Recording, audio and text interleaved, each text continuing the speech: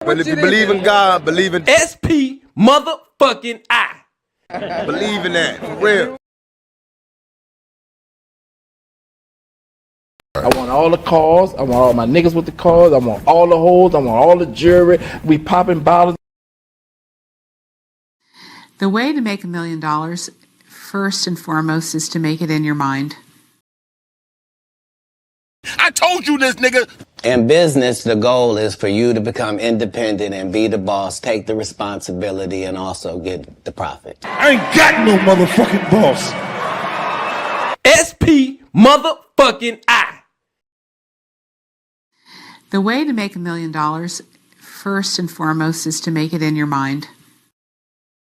I told you this, nigga, 2 years ago, you was gonna get left. Lord Hybrid. Lord Hybrid, my brother. Peace to the God. Shout out to Lord Hybrid. Lord Hybrid, appreciate all of the impact that you got me to do. You got me to make content. Lord Hybrid. Shout out to Lord Hybrid. Shout out to Lord Hybrid. I'm saying, Lord Hybrid. Lord Hybrid, I see you, sir. Salute. I'm getting money out here independently. I own my own brands 100%, and I bought the G-Wagon cash. Lord Hybrid. And the woman gonna know, okay, he got something. He pulled up in the G-Wagon. And then I want to give an acknowledgement to my rich friends in the building. Shout out to Lord Hybrid. Nigga got money. Yo, Lord Hybrid, my boy got them bands, bro. I can smell a motherfucker with money. And Lord Hybrid is in the building. Lord Hybrid up in this bitch.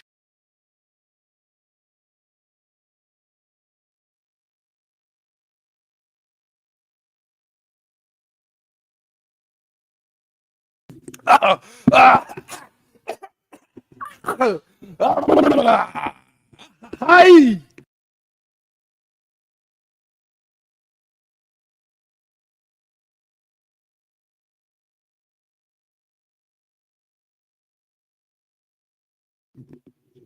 Okay. Aye. Okay, god damn it. I know, nigga. I know.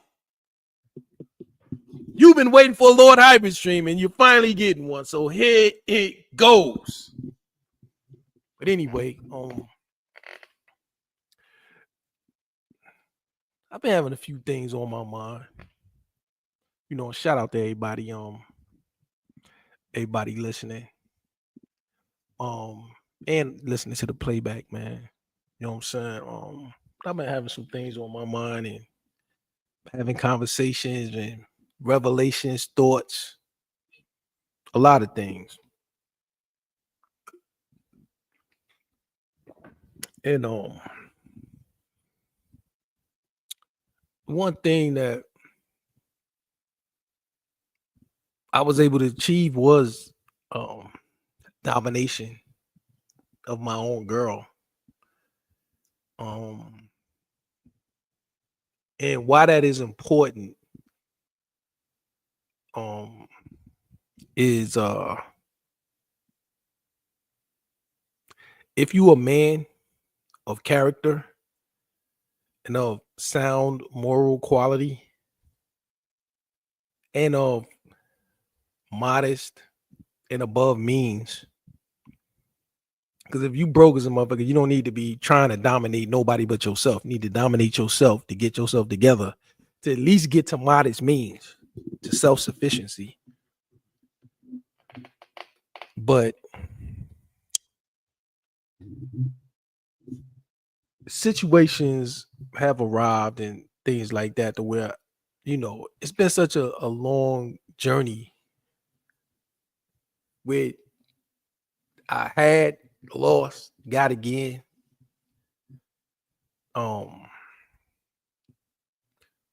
And when I look out there, nobody really tells you how to dominate a woman or your girl. Who tells you how to dominate your girl? Specifically, how do I dominate her?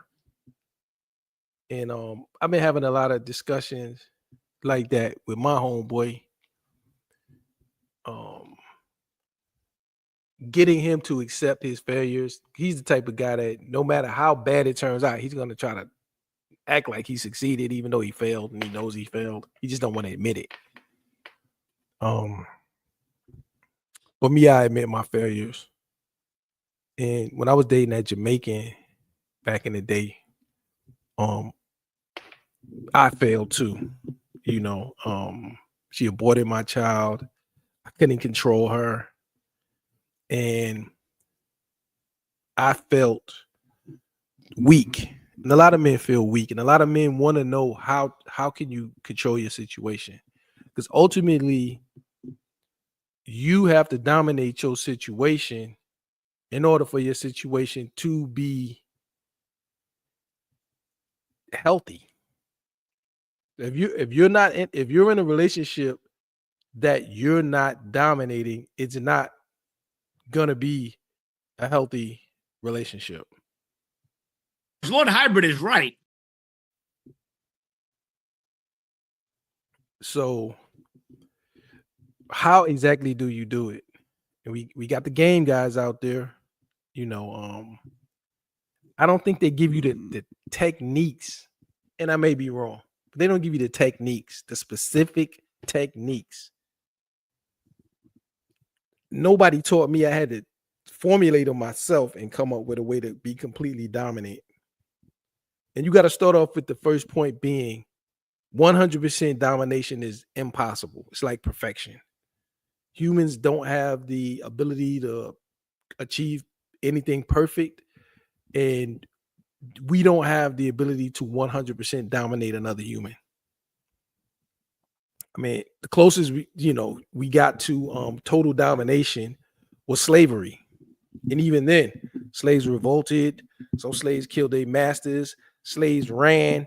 You couldn't 100% control the slaves, and you had all the legal and physical and psychological 100% domination over them, and it still was unachievable. They probably had like 98% domination. I'm not gonna lie and say I have 98% domination. I don't, but I do have domination. How do you do that specifically? You know, and I always looked at like the Game brothers to have those answers, and they don't have those answers. And we know that the absolute wrong place to look for those answers would be, well, I can show you better than I can tell you. And we did learn this from the red pill. So we're going to start off with the wrong answer. A woman for a while with your looks and status and money. You need to bring your A game in order to dominate her mind. Follow these steps and she won't be able to understand why she can't get you off her mind. Number 1, be unavailable. Don't make your world revolve around her. Number 2, spend high quality time with her. What is high quality time? High quality time is time spent together that double downs on whatever her particular love language is. Number 3, double down on what's important to her. Find out what she places high importance on and focus on that. Number 4, be a great listener. Okay, y'all hear this bullshit, right? Let's go back. Let's rewind that bitch. You can impress a woman for a while with your looks and status and money. You need to bring your A game in order to dominate her mind. Follow these steps and she won't be able to understand why she can't get you off her mind. Number 1, be unavailable. Wrong.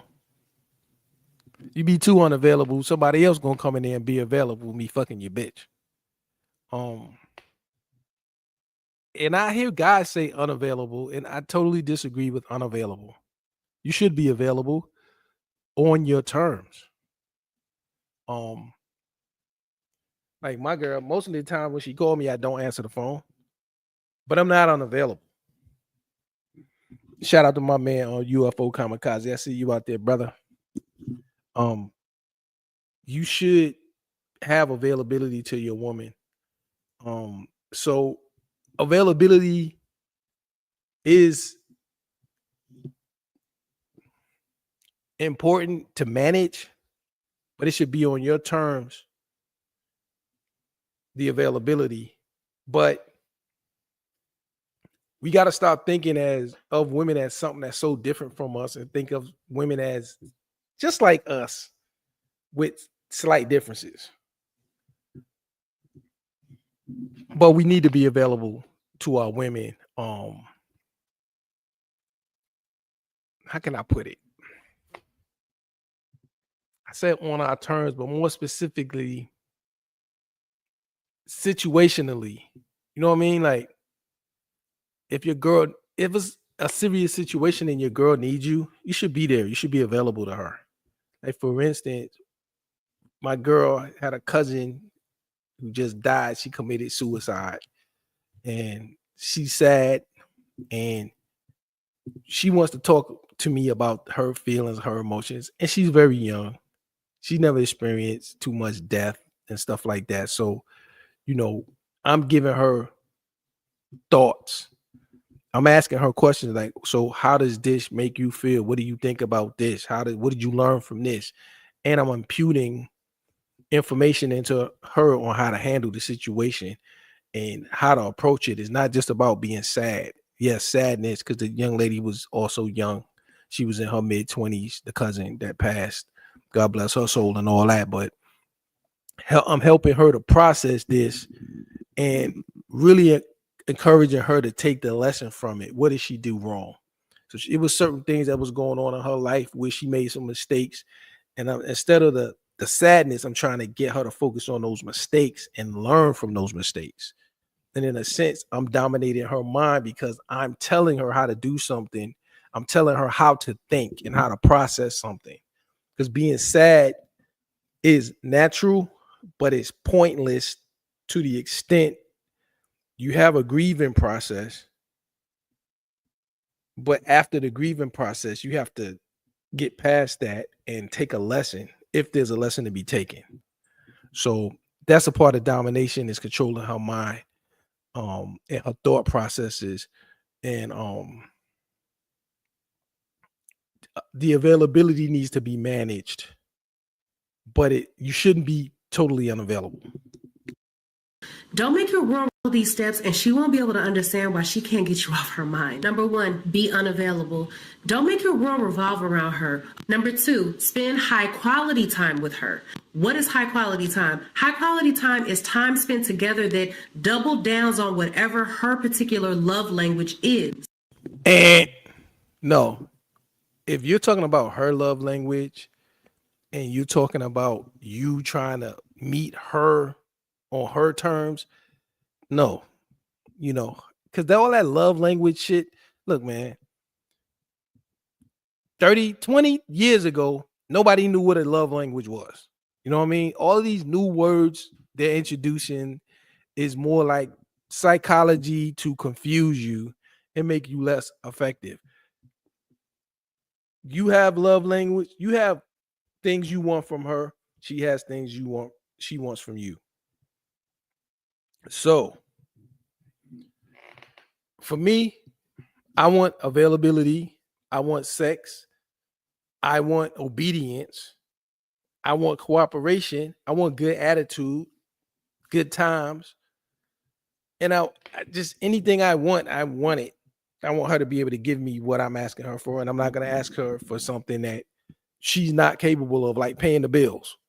My girl ain't capable of paying my bills. So I wouldn't ask her for that. Now,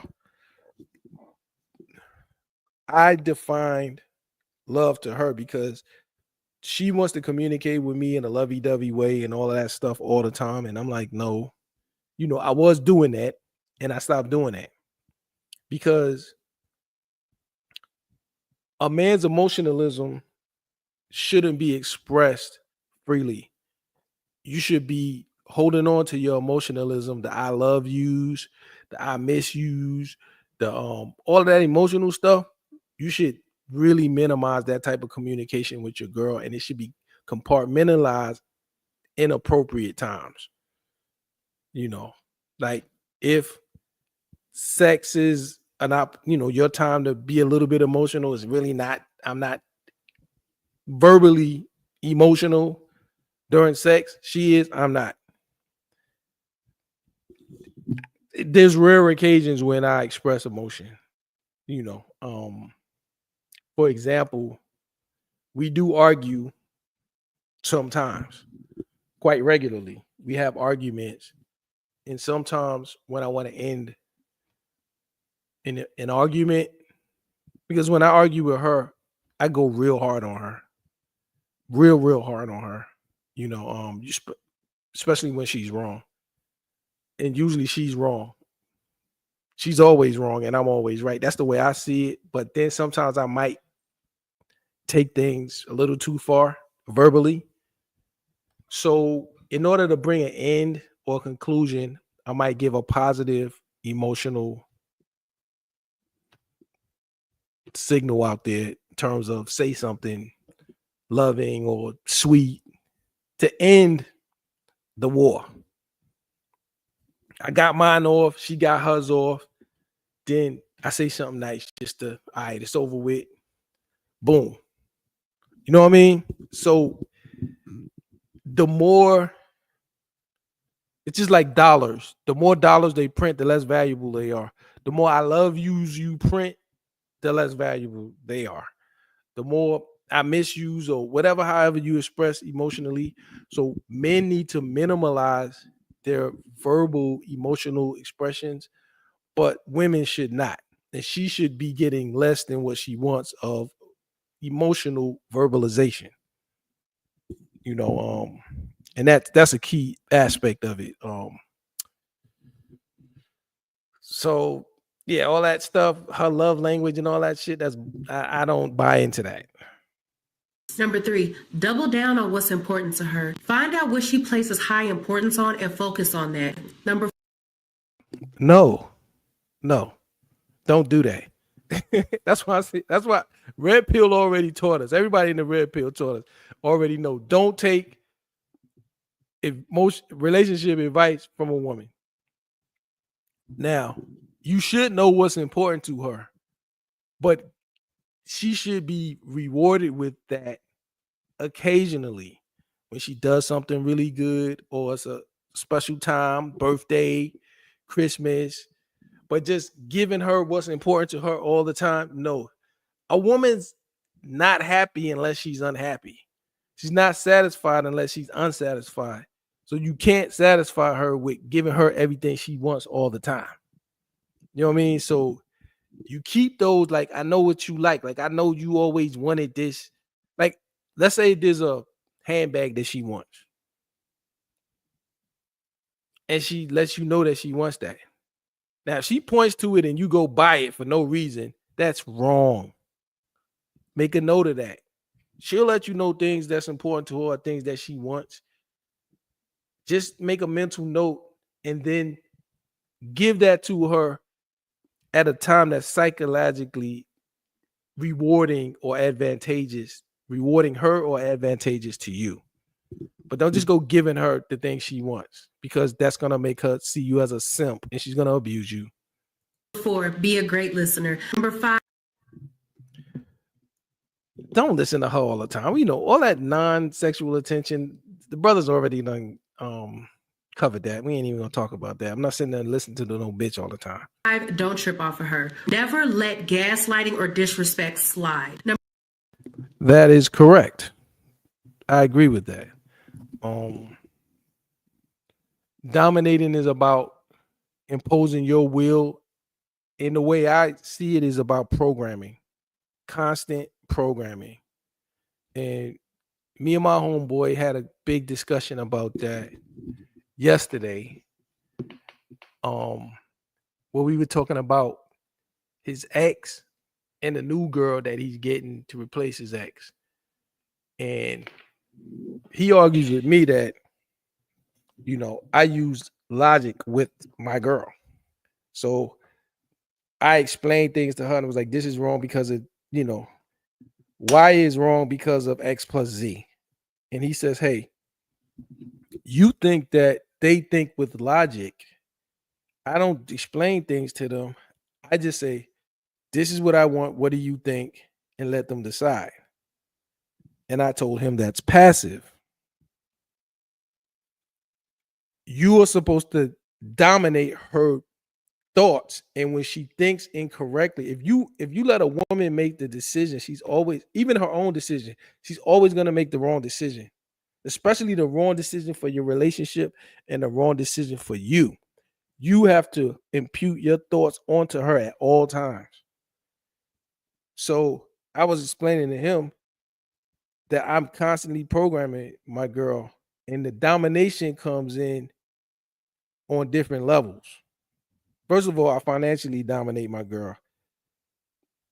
I pay her rent. I give her spending money. And I've also instructed her that she's not allowed to take money from anybody else. If anything she needs, she has to come to me. So the financial domination is there. Now that's an improvement in her quality of life. I've improved her quality of life. So financially, I'm dominating her. So for example, she wanted to go to the beach. Her sister came to town. She contacted me and asked me if it's okay for her to go to the beach. And I said, of course, yeah, go to the beach with your sister, have a good time. So she's already programmed to ask for permission to do certain things, you know, and I try not to keep her locked in the house. I'm like, I got a gym membership, go to the gym, get out the house, go do some things. You know, I don't want her sitting there just, you know, like a caged animal. I want her to have a life, but within the parameters that I've set. And so from my perspective, I'm just observing how much obedience capabilities does she have. She's displaying adequate obedience capabilities, and she's displaying the ability to stand on her points as well when we disagree. And when we argue, I listen. I'm listening for something that I need to hear where I'm wrong. And in some occasions, she can't show me where I'm wrong, and I don't want to be wrong. So the arguments for me are healthy because I learned, and I'm glad she's not so timid that she can't argue her point, because I don't want to be ridiculous. You know what I mean? Where she can't make a point and she can't get nothing. There got to be a little bit of give and take. So sometimes she might alert me during arguments of things that I didn't understand or consider, and that's helpful to me. So I'm not 100% rigid. I see you out there, Mr. Sincere. Big up, big up. Number 6, exude confidence. Walk like a man of purpose. Talk with your hands open and away from your body, which symbolizes confidence and comfortability with your surroundings. I don't know about all that. I'm like, look, man, I think mostly you got to be in a position to where you're comfortable with yourself. So like, if you can't live on your own, or if you barely paying your bills, or if you got a suck job and if you barely scraping by, it's going to be impossible to have the confidence that you need to dominate. So during those times, you need to not even try to reduce your bandwidth and focus on 2 people. You need to be just focused on you and getting you to a level to where you like kind of proud of yourself. Like me, I'm proud of myself.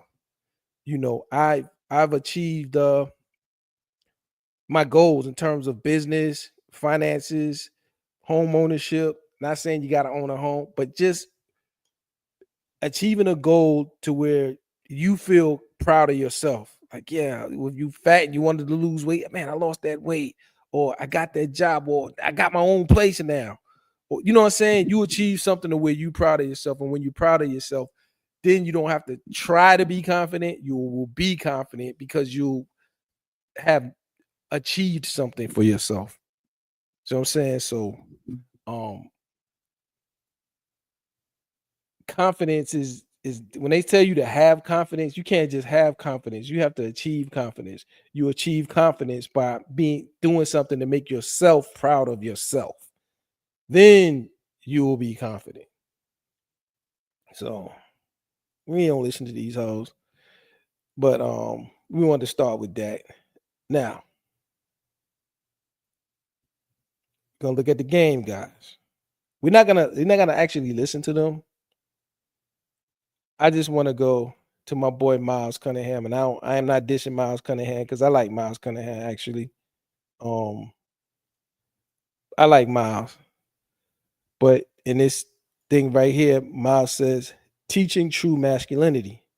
So I just want to go to Miles's content to see what is Miles talking about. So Miles is talking about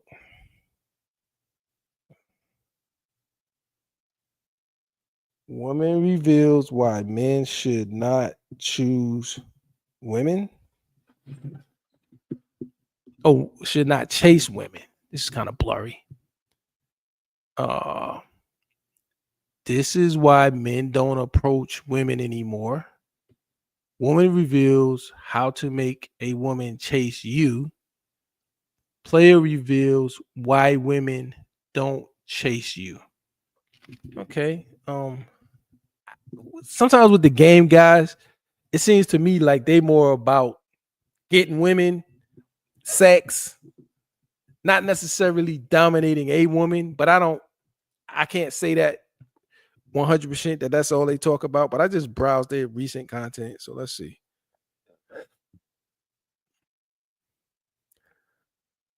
Player reveals what all men need to know about women. Woman reveals how women think when you ignore them. This is the reason why women ghost you. She gonna ghost you if she don't want you. Player reveals how to break a girl's ego. And you know what? I had a session like that with my girl this week where I had to affect her ego.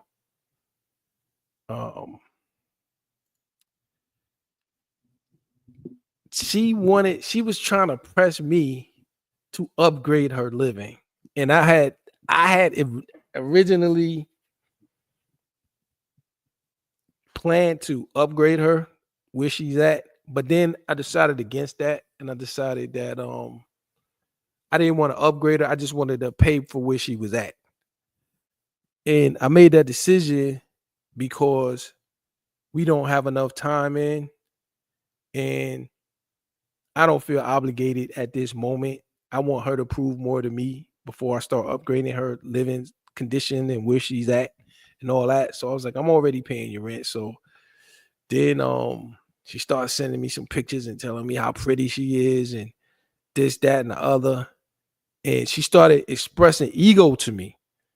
Yeah, I'm pretty and other men could want me and blah, blah, blah, blah, this and you this and that. And so my immediate reaction was, okay, she's developing an ego. Now I have to break her ego. So I had to tell her physical things about herself that I don't like. I had to tell her that I'm not like, I prefer darker complected women than lighter complected women. So to me, you're not all that. So the breaking the ego thing that he's actually talking about, wherever that ego presented itself, she has a very pretty face, like a beautiful face. She has a nice body. She has soft skin. It's hard to find something to not physically like about her, but I had to find something to physically diss her about to let her know that, like, I'm not infatuated with you. You're not my first type. You chased me for a whole year. I didn't want to be with you. You wanted to be with me. You begged to be with me. I had to break that ego, and I had to be harsh and tell her some things about herself. Like, you don't have, like, my ex-girl had some big breasts. You don't have that. Look, I got so mad. Yo, I sent her a video of my ex-chick with the face cut out, the body. I was like, my girl had better titties than you. You know, you're a downgrade in certain aspects.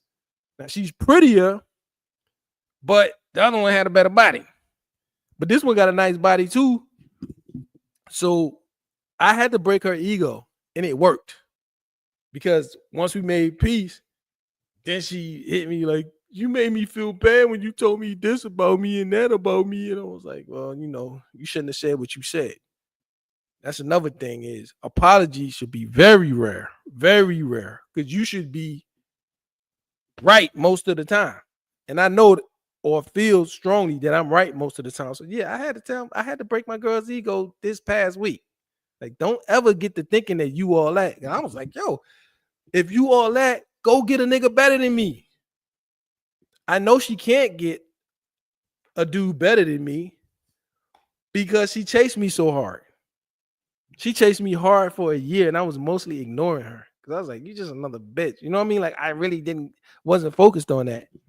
So breaking her ego, I wouldn't say just go around insulting your woman, but especially when you beautify, like with I learned that from my Jamaican. I beautified my Jamaican.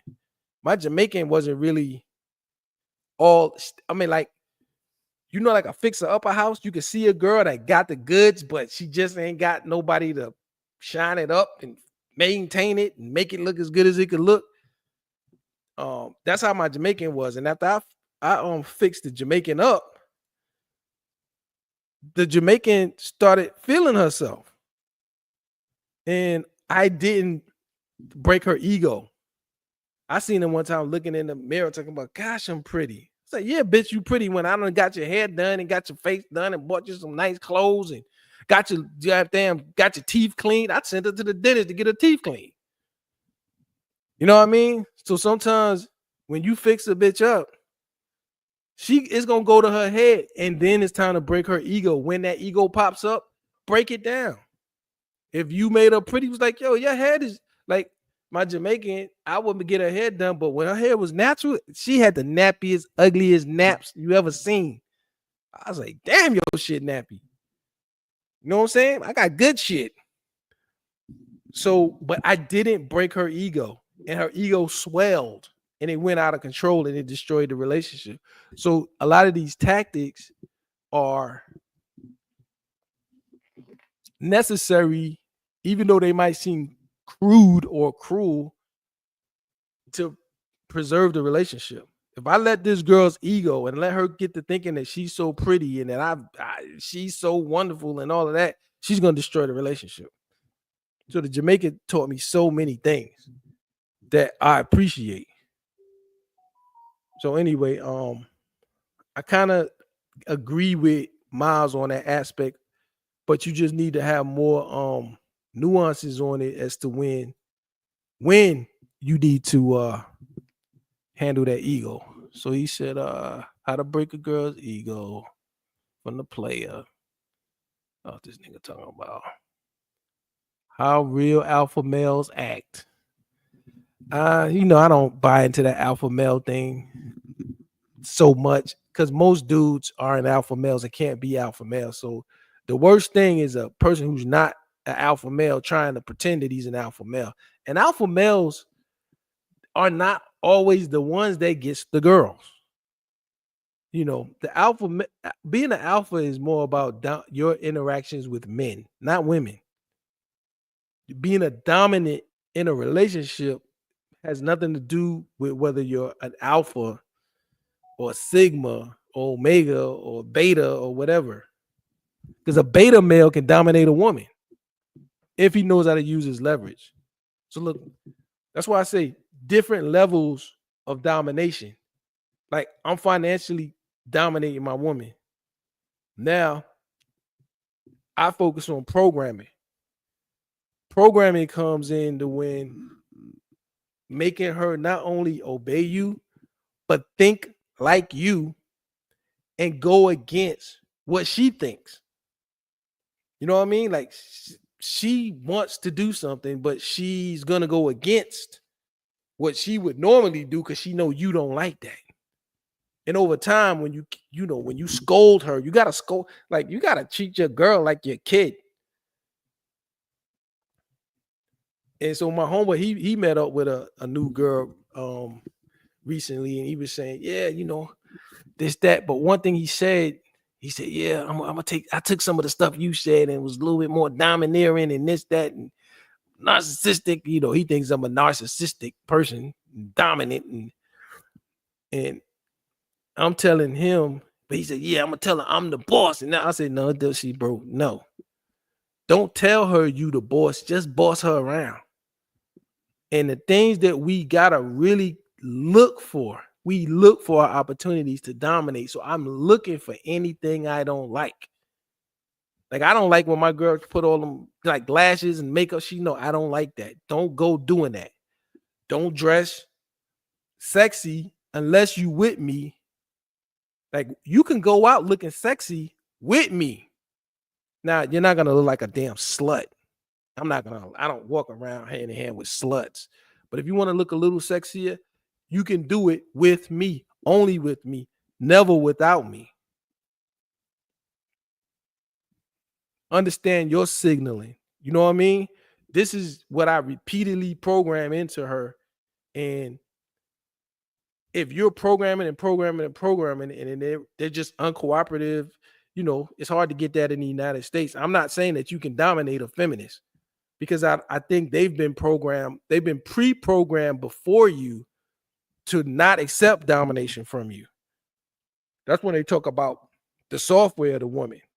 These American women, they have bad software, and sometimes you can't wipe the software and reprogram. Sometimes they just refuse to be programmed, and then they're just uncooperative, and it's just time to move on. There's no need to be with a woman you can't dominate. You know what I'm saying? So with mine, I'm always looking for any behavior that I don't like to give me an opportunity to program. The programming of her psychologically is domination. And it's the most important form of domination, because technically you want to rewire her brain to be a replica of what you want from her. That's the molding process. She got to know what you like and what you don't like. And you have to come down kind of hard on her. Of course, I don't advocate any type of violence, but it has to be strong verbal reprimands to get the behavioral modification. And once you get behavioral modification, you get domination. You know what I mean? So I use my leverage, not saying all the time, putting it, beating over the head with, I pay your rent, you get everything from me. But when she tried to make demands on me, like if she want to demand more than what I want to give, which she does sometimes, yeah, look, I'm paying your rent. Everything you get is from me, but you're not gonna tell me when you want something more, and then I gotta give you this, or I'm not doing enough of this. I'm not doing enough. I'm doing everything. You know what I mean? I'm not gonna let her make me do anything I don't want to do. But for me to dominate her, I have to make her do things that she don't want to do. So in every aspect, when it comes to a clash of wills, I must win, whether even it be sexual. Like, the sex was bad because she didn't let me do what I wanted to do. So I had to keep, it took a long time. I had to keep pounding her, no pun intended, but mentally let her know, like, I want this. You're doing what you want to do. The sex is bad because you're not letting me do what I want to do. I want you to do how I do it. And one time we argued a whole month about sex, and I finally broke her down. I'm like, look, this whole sex, because what I want to do, I said, I don't want to hear nothing about what you want to do. You've been doing what you want to do, and it's whack. This next trip, when I'm down here this week, we ain't doing nothing but what I want to do, and you're going to do it my way. And I went down there and I probably got it 60% my way. But before I was getting like 15% my way. So as we, I really focused on her, programming her to be sexually obedient to me. And we're at probably 60% my way. We're going to get at least the 80, 85, 90% my way. Then I'll be satisfied.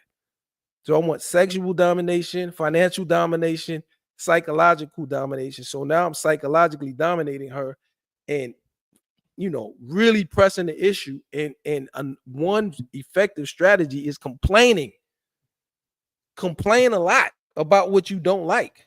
I complained a lot about sex. A lot. You're not satisfying me. You want to keep me? You need to satisfy me. You need to give me what I want, how I want. This is what I want. This is how I want. And you got to be able to make her do what she don't want to do. She does a lot of things sexually that she didn't want to do, but she's becoming to enjoy those things because she's enjoying pleasing me. But I got to, it's like the offensive line and the defensive line in American football. It's two big men pushing against each other. Pause. But the offensive line is trying to keep the defensive line from creating gaps and getting to that quarterback. So it's a battle of wills in them trenches. That's the real battle of football. It's just on the two lines. Those are the direct contacts. Every play is direct contact. Sometimes the wide receiver don't do nothing. Tight end don't do much. But every play, that offensive line and that defensive line is in a war. And it's a very physical, tough war. One wins, one loses. So I try to make sure that every time I'm pushing up against her will, my will dominates. I never let her will win, ever. And when I start letting her will win, it's going to be the destruction of the relationship because she's going to lose respect for me. She's going to run over me. Then I'm going to be chasing her, trying to please her. And I'm going to have to do more and more and more and more to please her. And it's not going to work. So dominating a woman is a lot of levels. She exists to please you. She exists to carry your babies. She exists to help you. That's why she exists. Okay, so let's get back to my brother Miles. Brother Miles. Woman reveals how women get obsessed with you. I haven't listened to any of these videos. I'm gonna have to go back and actually listen to them, see what his insight is on those. Woman reveals what women will never admit. Player reveals how to flirt with women. Woman reveals how to make a woman chase you. Player reveals how to flirt with a woman. Okay, flirting. I'm strictly focused on domination. Woman reveals how women want you to flirt with them. Women reveals how women think when a man. See, I don't never listen to bitches. So this is what happens when you don't care about a woman. Player reveals what you should never do when a woman ghosts you. I could tell you that. She ghosts you, ghosts her bitch ass. You know what I mean? Player reveals how to get a woman to do what you want. Okay, that might be interesting. This is why a man should never fall in love. See, and the whole thing of never fall in love, never care, or all that, I don't agree with that. I think you never love a woman you can't dominate. Never fall in love with a woman or care about a woman you can't dominate. But if you can dominate her and you can get her to do what you want, you can bend her will to serve you in your capacity without, you're not in it to damage her. You're not in it with bad intentions. You're bending her will to your will so that you can coexist with her. because it can only be one king of the castle. It can only be one CEO of the company. It can only be one head of the family. If it's you and you are capable, you have to bend her to your will in order to have a relationship with her, to give her the family that will ultimately protect her. You know what I mean? So these women have been programmed in our country, the United States of America, the educated ones in particular, but not even them with the internet. All these feminist-minded women have been programmed that submission or male domination is archaic. Everything, the faultiest argument that they have is that, like, it's kind of like the pro-blacks. This woman at my bank, my personal banker for my business, who gives me lines of credits and loans and credit cards and stuff like that, is a black woman. And this lady was like talking about the Constitution. Well, she don't respect the Constitution because it was just white men that wrote it. So they try to use that same thing with our gender norms and our biblical based gender roles. So men wrote the Bible, so it's invalid. Just like whites wrote the Constitution, so it's invalid. That's a faulty argument. It's a stupid argument. It's faulty and stupid because, well, men built that building you live in, that house you live in, that apartment complex. Men laid down the fiber optic cables for you to be on the internet. They designed those cell phones that you can't get rid of. They own the TikTok and the Instagram and the Facebook that you can't stop using. So if it's the wrong-headed thinking, just like what's happening in South Africa and what's happening in it's that country, Zimbabwe. In Zimbabwe, because the white colonizers, had the farms and all that. Once they got independence, they chased all of the white farmers out of there, and then everything collapsed because they didn't have the knowledge and the know-how to maintain what the white man built. They did that in Zimbabwe. And I'm not saying that that's the only reason. I'm sure there were sanctions and other things where the outside countries like the United States were making it harder for them. But you don't chase away you don't invalidate something just because you don't like who made it, or even at the time when it was made, you weren't allowed to make it, because women been free a long time. They could vote and they could do everything a man could do, but they're still not found in Facebooks and TikToks and stuff like that. They're not building skyscrapers. They're not leading anything. They free. They running for president. They losing. Then they say, well, a lot of people didn't vote for me because I'm a woman. No, they didn't vote for you because you didn't give them a vision that they could believe in, and you didn't display enough competence to make them want to vote for you. It has nothing to do with the fact that, I personally wouldn't vote for a woman unless there was another man who I thought was more worse than the woman. But I would prefer that we have a man running our country. So women putting this argument, like the feminists, not women, the feminists putting the argument out there that, they can't follow the lead of a man because biblically the Bible was written by men. It's a weak argument. Or the Constitution was written by a bunch of white guys. It's a fake argument. We just want the best. The best dudes got together at the time and wrote the best document for our country. And they went and fought and killed and died for it. I don't care if they were all white. I don't.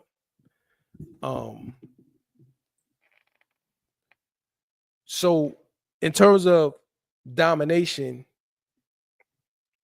just doing it here, it's just difficult because of their bad programming. Okay, that's enough for Miles. Let me see something. Hold on. See something from Miles. But shout out to Miles Cunningham, man. Shout out to my man Miles. That is another game guy. This is probably actually my favorite game guy. My brother, Return of Manhood. I want to see what the Return of Manhood. One thing about the Return of Manhood, this guy, I think he overly focused on sex. Let me see. Why do men publicly shame women they secretly want? What's really behind making women comfortable? 5 signs she's not into you sexually, even if you're sleeping together. The best advice for men about women if her past matters. And that's a big discussion. Does a woman's past matter? I think a woman's past definitely matters. Are oversharers who withhold intimacy red flags? Sharing is a earned level of intimacy, not dumping emotional burdens. I don't know what the hell that is. I guess sharing is like talking, telling all your crap. I don't be talking to these hoes like that.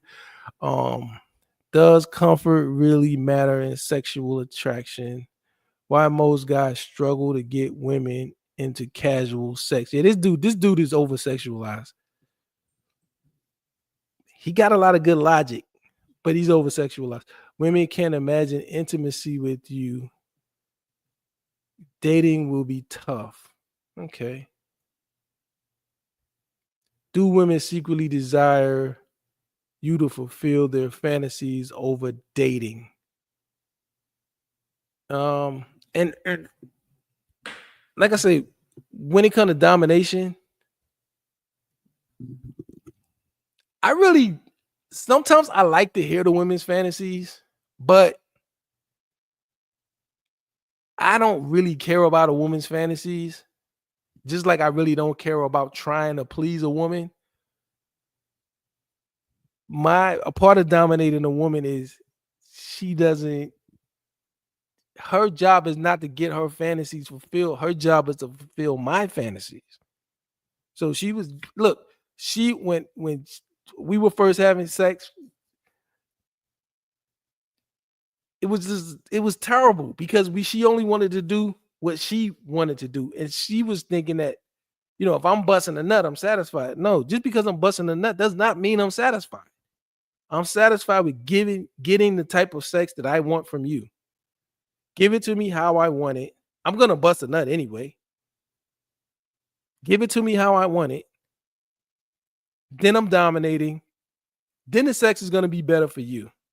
Now, of course, she tells me I've given her the best sex she's ever had in her life. And most of the sex that I've given her has been sex that she didn't want me to do.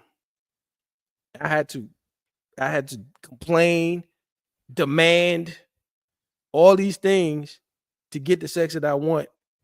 And I still haven't gotten everything I want.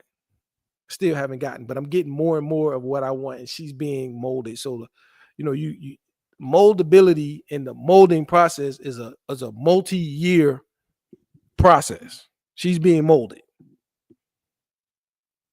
So, yeah, my man, he's a little over-sexualized, but that's him. Most black men are over-sexualized. That's why they're getting sued and losing all their shit. Robert Patterson, I can't read that, exposes what women really think about your struggles. I could tell you what they think about your struggles. They don't give a fuck about your struggles. Hold on, where Boosie at? They don't give a fuck. That's how they feel about your struggles. Does she refuse to cook for you but loves eating out?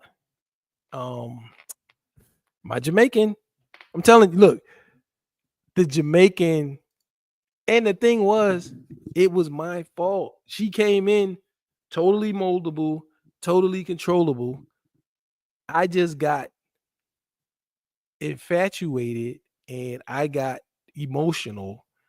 And then all of that turned from me not using my domination and my leverage, not being demanding, not complaining, turning into trying to please her.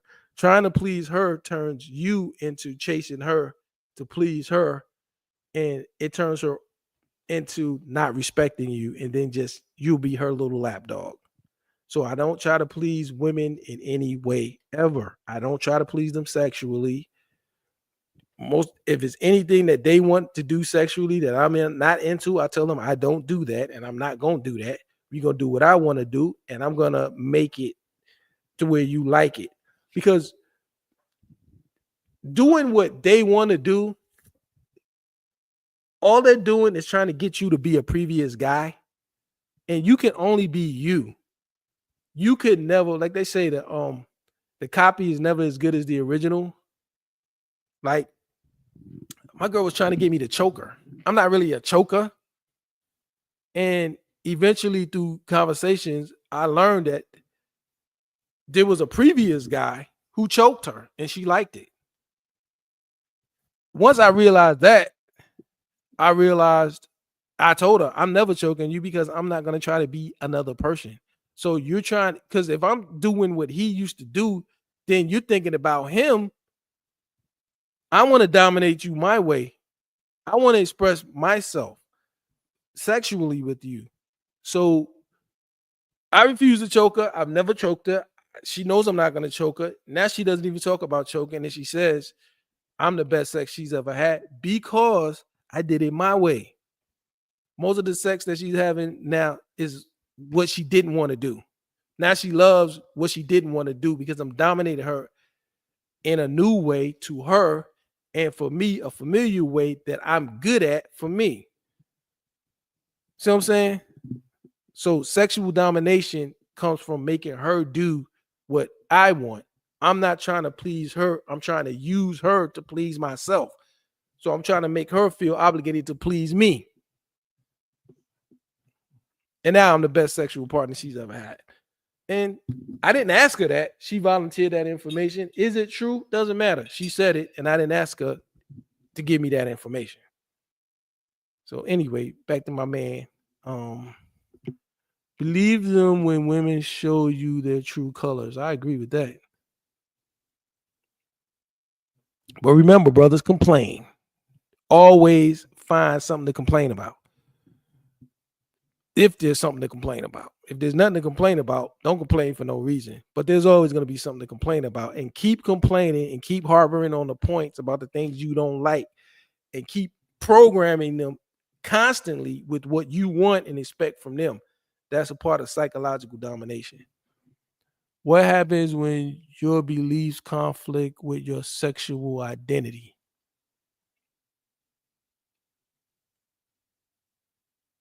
I don't really know about that. Mastering detachment for a happy life. I don't really understand that. In fearless dating, are you projecting fears into your relationships? That's a good point, actually. That's a good point because that's more psychological. I want to talk about that actually. Are you projecting fear?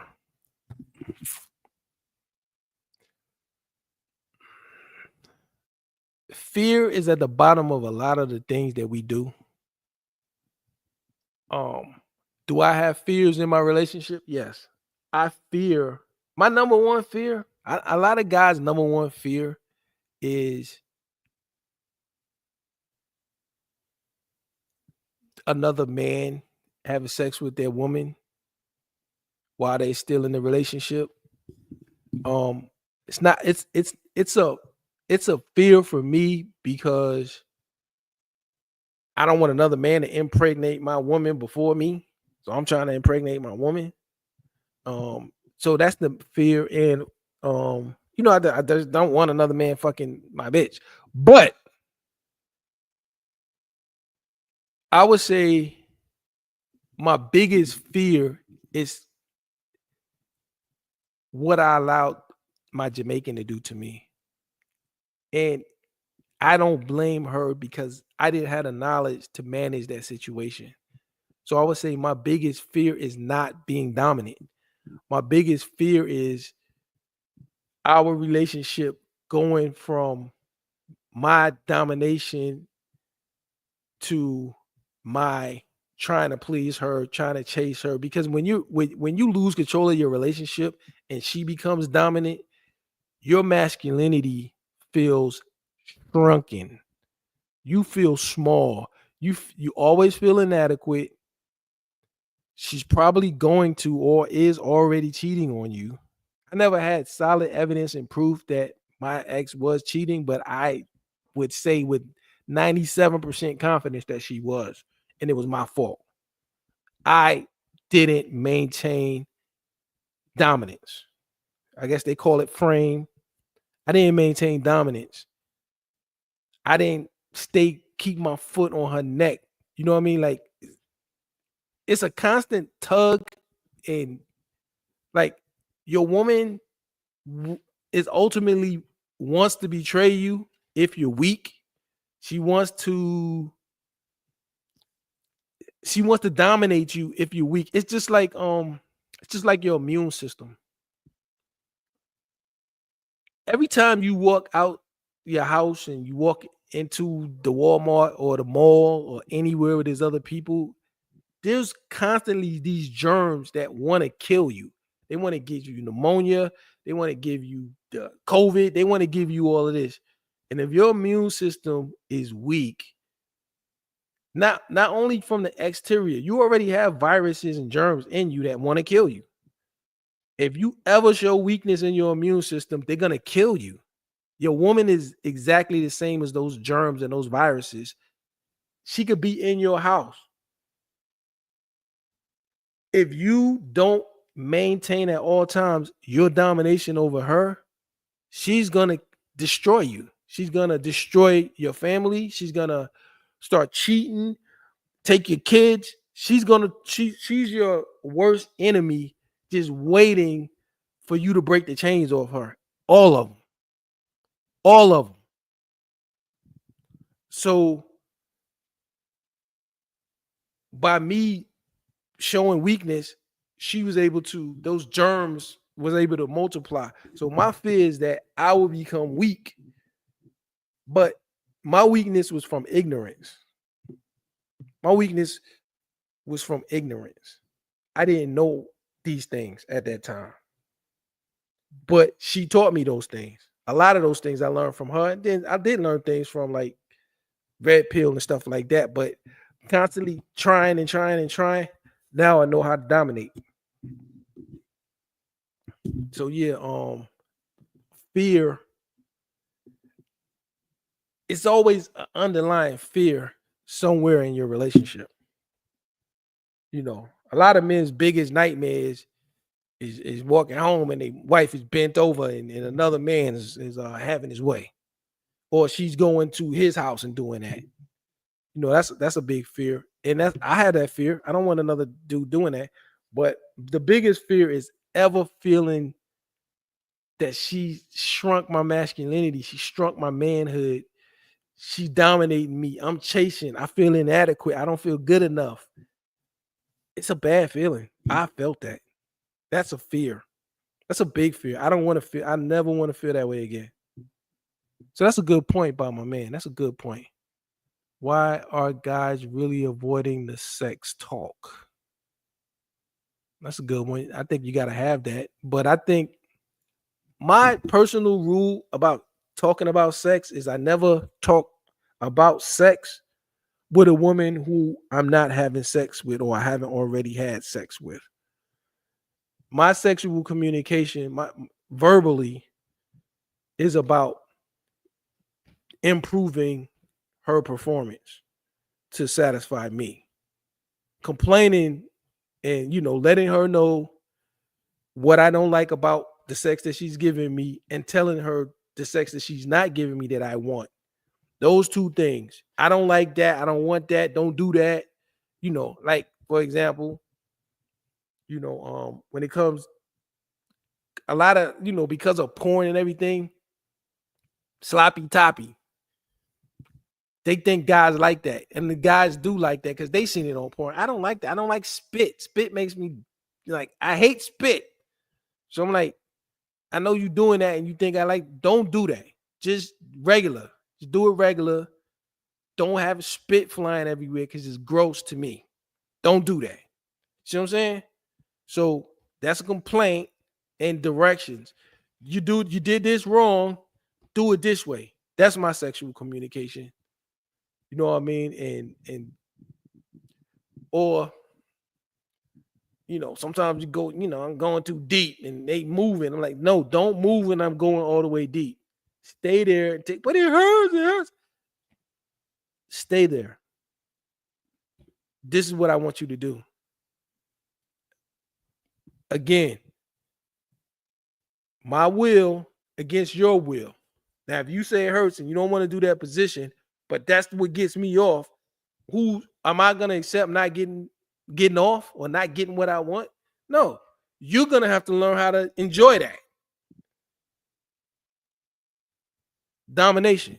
You know what I'm saying? You're going to have to learn how to enjoy that. So I'm just reviewing these game niggas to see what they, the game guys see. Chris Brown, silent flirting. Why you need spot women who play you. Those who serve you. What's the secret to keeping attraction, momentum going? Domination. What's really going on in your conversation? All right. I mean, they not terrible. The Game Brothers ain't terrible, but domination is the key, man. You got to dominate her. And that's what I'm learning how to do better. And that's what my focus is domination. I got to dominate. I got to get what I want, how I want. And it doesn't work if I don't get that. Let's see if there's any more I got on domination. Let me see. Dominance. That bitch, no. Oh, remember I told y'all that 50 Cent was too cheap? Look at this. We all know there's always something going on in the 50 Cent universe. And today I log on to the internet and 50 Cent's ex-girlfriend, Cuban Link. Now, if you don't know, 50 Cent's last relationship lasted 2 years and it was with social media influencer Jamira Haynes. And I'm not gonna lie, she was so bad and 50 Cent was loving her and everything. But she just hit the internet this week and explains that he ended the 2-year relationship after she asked him for $10,000. Cuban Link recently shared an emotional statement. Ladies, think twice before dating someone like 50 Cent. In fact, if your partner follows him on social media, it might even be a red flag.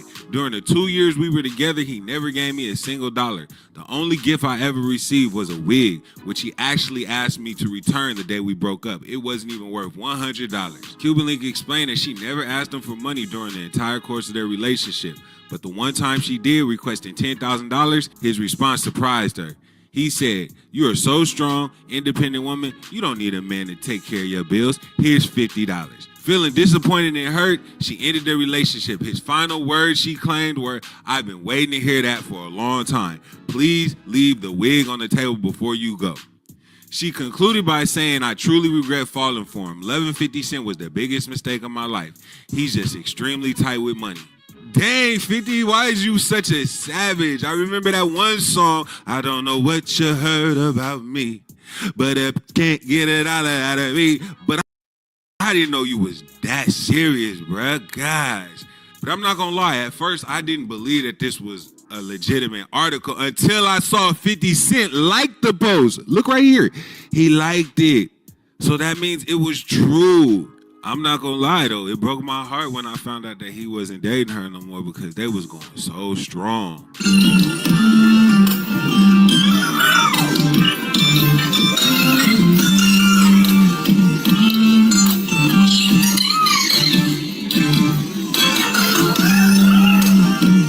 Like there was so many times I seen him caked up with her and I never seen 50 Cent so happy.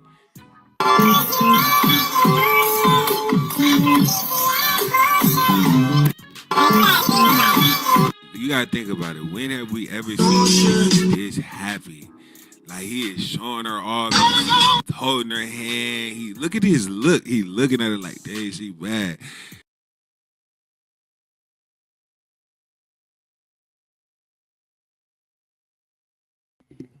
See, and I think now 50 Cent is an alpha male. Nobody would deny that. And a lot of dudes dick ride 50 Cent too much, and they don't look at him critically like they would another person. Because he's an alpha male, and males respect alpha males. But alpha males doesn't translate into good with women. Not all alpha males are good with women. And I keep telling dudes, alpha male is about your interaction with other males and how other males react to you.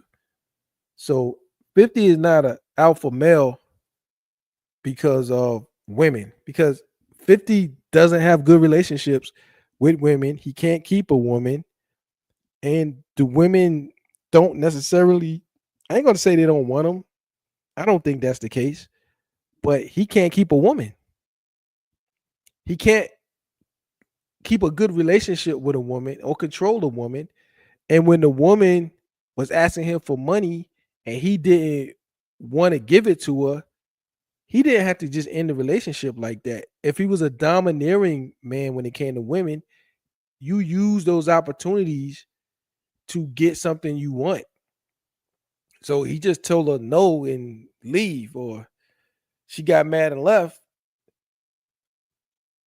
First of all, I can't remember the book, but I read a book about being rich many years before I had any money. And it said that one thing everybody hates is a cheap rich person. So if you get rich, don't be cheap. So with my girl, I'm not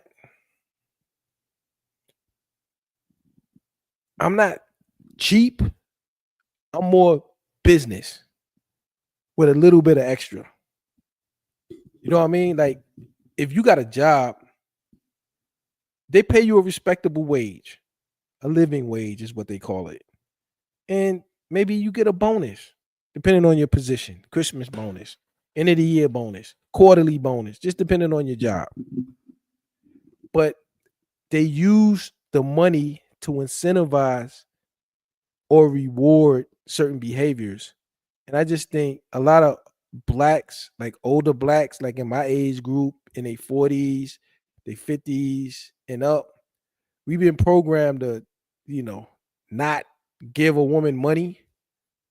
But giving a woman money is a part of controlling a woman. So to me, 50 is passive because he doesn't want to completely dominate her. He doesn't want to provide for her. His baby mama, Daphne, it was a thing about money. She couldn't get as much soon as he, and she gave him a baby. I just think when a woman gives you a baby, you should take care of her if you're rich. Now, if you can't do it, like you're just an average working Joe Schmo, of course, you can't afford to just take care of yourself and her unless maybe you live in the same house as a family. But if you're not together, it might not be possible for you to completely take care of her. But if you're a rich dude and a girl has your baby, I think you should take care of that woman. And you should understand who your woman is. Just like this woman. This woman, Cuban Link, if you decide to, we all know there's always something going on in the. If you decide to date an influencer who is about lifestyle and money and stuff like that, you decided to date that woman. So especially if he would have had a baby with this young lady, he should have took care of her, and he concluded by saying he should have gave her some lifestyle. Just like with Daphne Joy, he should have gave her lifestyle. That's the kind of girl. If you don't want a girl that's like high lifestyle, you should just got a regular girl. But you still should take care of her, but you might not need to have her in a $10,000 a month place. You might have her in a $3,000 a month place and give her a little spending money unless she just really wants to work. But when my child is an infant, I want my girl's job is to be to the infant, not to some other man going to his job and leaving my infant with somebody else. No. You got my infant. I'm gonna take care of you and the infant, and you don't got to worry about nothing but taking care of my little kid. So this is an alpha male who can't control women, who has bad skills when it comes to women. You know, he never can have a productive relationship long term with a woman. And I think he's weak in that area. Very weak. Still an alpha male. Can't take that from him. But he's weak when it comes to women. When it comes to women, he ain't got it. And part of it is he's too cheap. So now you got your ex-girl coming out telling everybody you cheap and telling other chicks, don't date him. He's cheap. That's a part of being domineering too, is knowing how to use your leverage. And one of your leverage pieces is your money, if you have it. I know there's always something going on in the 50 Cent universe. And today I log on to the internet and 50 Cent's ex-girlfriend, Cuban Link. Now, if you don't know, 50 Cent's last relationship lasted 2 years, and it was with social media influencer Jamira Haynes. And I'm not gonna lie, she was so bad, and 50 Cent was loving her and everything. But she just hit the internet this week and explains that he ended the 2-year relationship after she asked him for $10,000. Cuban Link recently shared an emotional statement. Ladies, think twice before dating someone like 50 Cent. In fact, if your partner follows him on social media, it might even be a red flag. During the 2 years we were together, he never gave me a single dollar. The only gift I ever received was a wig, which he actually asked me to return the day we broke up. It wasn't even worth $100. Cuban Link explained that she never asked him for money during the entire course of their relationship. But the one time she did, requesting $10,000, his response surprised her. He said, "You are so strong, independent woman. You don't need a man to take care of your bills. Here's $50. Feeling this. You gonna give a bitch like that $50. Bruh. Now, I'm gonna tell you, now we're looking at 50. When it comes to women, he's a total loser. Total loser. From what I can see publicly, outside looking in. I don't know what he got going on. But just everything that I see from him publicly is negative. His baby mama, no relationship with his first son. Now his baby mama out there done did a live, and she putting all his old business out there and stuff like that. Now his ex-girl coming out saying he's cheap. Now he's coming out in court with his second baby mama, Daphne. He's cheap as hell. You see him out there behaving like I don't even know how to call that, on Father's Day, threatening to take the kid from your baby mom's and trying to cut her off. She ain't getting but $4,600 a month, and you trying to take the baby to cut that off. You don't got a relationship with your oldest son, and now your first baby mama's out there slandering your name. You're weak. I never saw P. Diddy baby mamas doing that.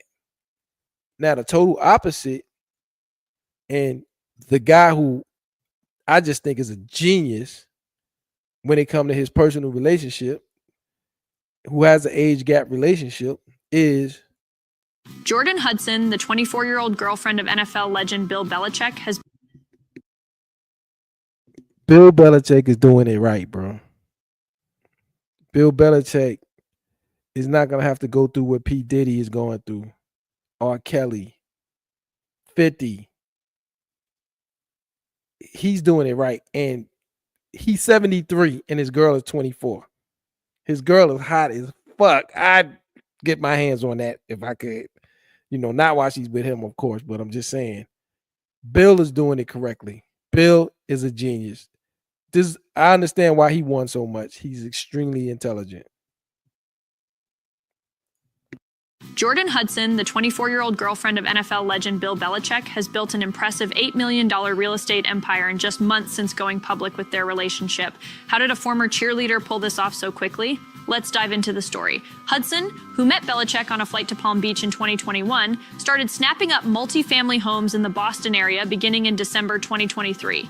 Property records show her portfolio, which includes a cottage and several investment properties, is now valued at around $8 million, with some sources like the Daily Mail reporting it as high as $9.1 million.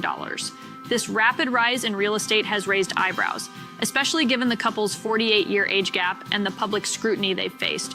What's fueling Hudson's success? Sources say she's been strategic, leveraging her relationship with Belichick, who's now the head coach at the University of North Carolina with a $10 million annual salary. Hudson's role as chief operating officer of Belichick Productions suggests she's deeply involved in his professional ventures, even being copied on emails with UNC officials. Her business savvy is clear. She's not just a sideline figure, but a serious investor managing a portfolio that would impress seasoned real estate moguls. Her registered entities, like Chapel Bill LLC, hint at broader ambitions, possibly in media or other ventures. While some speculate Belichick's wealth or connections might play a role, there's no legal claim tying Hudson to his $75 million fortune, and her acquisitions seem to stem from her own strategic moves.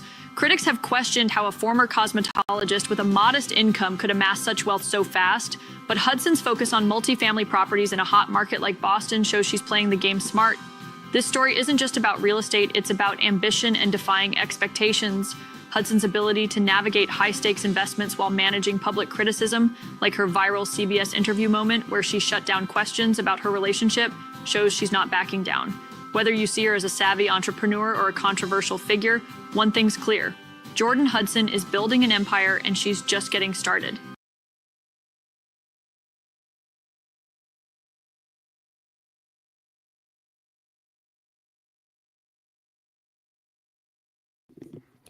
Bill Belichick. Now, you got to look at Diddy. With these people coming after Diddy, even Fat Joe. And it's I really detest the dudes like Little Rod and the dude that's coming at Fat Joe. I detest those guys because a real man should not be trying to sue another man that's successful. You worked for him, he's still successful. You don't moved on. He gave you an opportunity. You still broke. Now you're going to come slander him. Women do that. And that's what's going on with Diddy. And we're approaching the second subject, which is get a wife and a family before you too old. But Bill Belichick, if we look at Diddy, why is Diddy being sued by Cassie? And why do they have Daphne on the stage, on the court stand, on the stand? Because they went broke. So if you're a wealthy man, especially if you're a wealthy man with a high profile like these, like Diddy or Kelly, people like that, 50. When they see after the relationship is over and they go back to broke and they see you still successful in private jets and mansions and now they back in an apartment complex,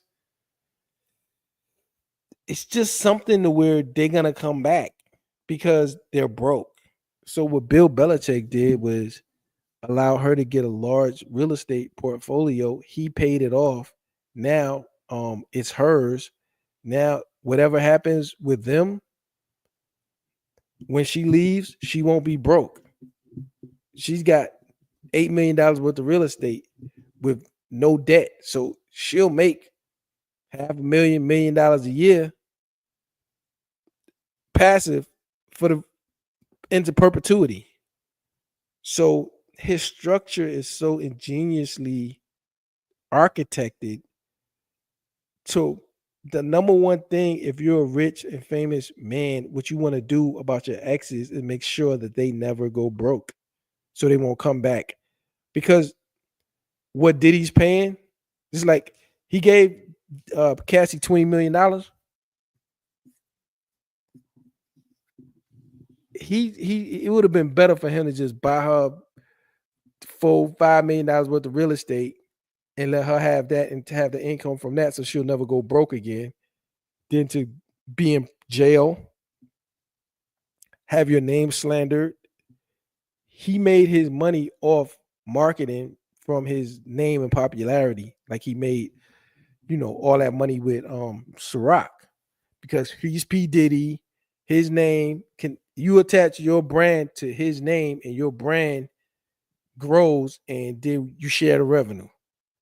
That's what happened with Diddy. Now, because he left her to go back to being broke, she's come back, and the damage, the reputational damage, the incarceration, the millions he's spending. They say he's spending $2 million a month fighting this case. Had to pay her 20. He's paying $2 million a month for a legal defense, and he's in jail. And he's had to mortgage his LA property that was worth like $100 million. So because he let her go broke, she did way more damage than just setting her up in a situation to where she wouldn't or couldn't go broke.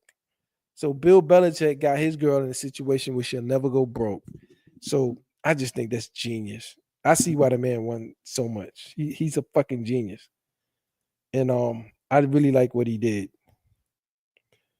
And that's what I'm saying. People like 50 Cent, y'all gotta learn, man. Being cheap, that ain't the way. Don't be cheap, man. Now we're gonna talk about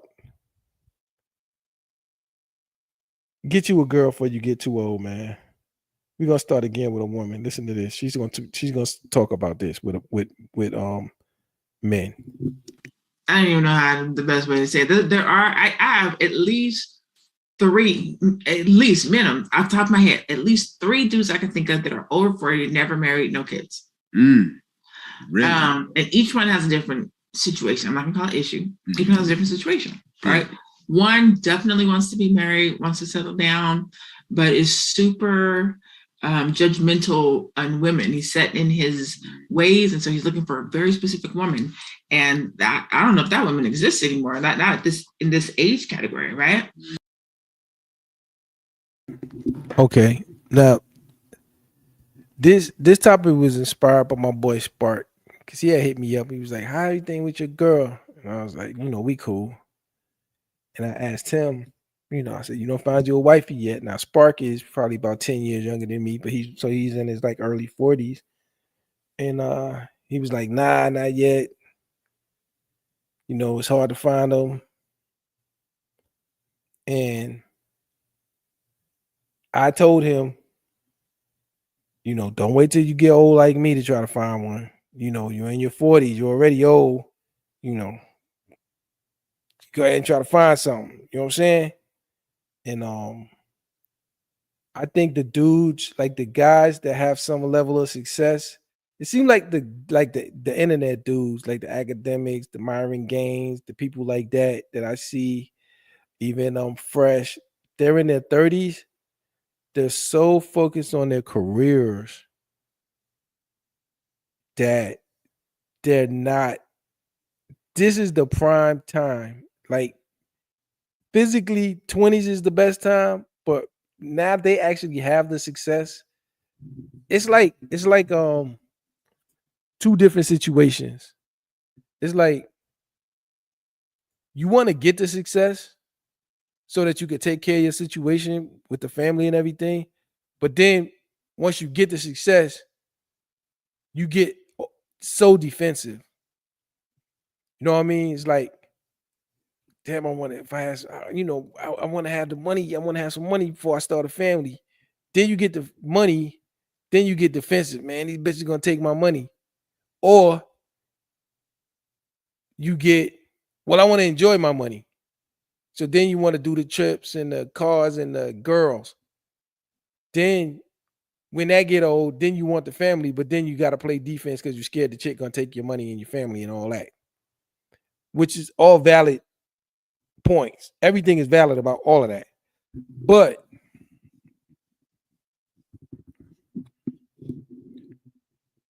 those brothers that I see that's in their 30s, I'm like, man, y'all got success. This is the best time to do it. Get a girl and make a deal. If you got money, like most of these guys are millionaires, especially academics. Academics has a lot of money. Myron Gaines and Fresh and the other brothers that's in their 30s, they got money too. Get a girl and make a deal now. Do it now. Do it before you're 40. And what she was saying about the girl that doesn't exist, she's correct. Has a different situation, right? One definitely wants to be married, wants to settle down, but is super judgmental on women. He's set in his ways, and so he's looking for a very specific woman. And that, I don't know if that woman exists anymore. Not at this in this age category, right? That's where the domineering comes in. The woman of your dreams doesn't exist. The woman that you want doesn't exist. You have to create the woman that you want. And that's where the domineering and the domination comes into effect. When you look at what Lord Hybrid is saying, he's right about all that, really. Yeah, you're gonna have to mold that woman into you. You have to, like I said, every woman and any woman, because she doesn't know you, she's not gonna be what you want. Some aren't moldable. So when you're dating, you're really, you're gonna automatically pick somebody you're attracted to. So if you take that out the equation, you're selecting for moldability. You want maximum moldability. So when you select based on moldability, and then you start programming, it's just like there's no statue that's found as a statue. It's a big rock, and then somebody keeps chipping away at it till it look like how they want it to look. That's how a woman is. So if you have all these high standards for a woman, you're not gonna find that woman. You gotta find that rock and keep chipping away at it till it look like the statue of the woman that you want. The other one, he is super fresh, and he'll make somebody a great mate, but he is worried about getting himself established first. I'm like, dude, at 45, like, you have a nice job, you have a decent place to live. He's like, yeah, but I need to buy a house, I need to do all these things. I'm like, you're gonna be 55, 60. Like, the whole purpose in having a relationship is to build together. So that's his situation. He's stuck on the man things. I gotta have all this stuff in place.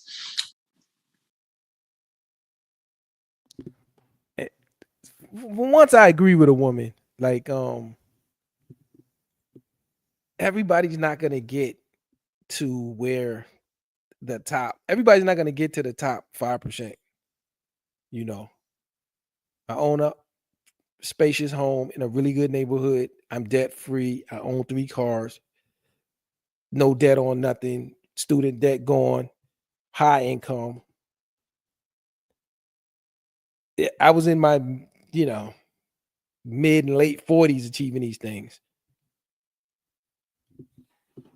You're not going to get, most people aren't going to get to that. That's why they're the top 5%. Like me, I'm in the top 5%, maybe the top 2%. You have to just get to a point to where you stable and comfortable. But you might not necessarily even own a home at the time, but you still need to be in a domineering position to where you can bring her in and put her on your program. But we get to a certain age, and I just think that we always say about the women hitting the wall, but I think as men, like, I regret that I didn't really focus earlier on finding a mate and a spouse. And I think it's important because as life progresses and we get older, a wife comes in real handy, a family comes in real handy, children come in real handy. Because I'm looking at, like, I'm approaching elderly. Like, I'm still in my early 50s, but I think you become a senior citizen when you're 65. So I'm gonna be a senior in less than 15 years. A senior citizen, which means technically an old man.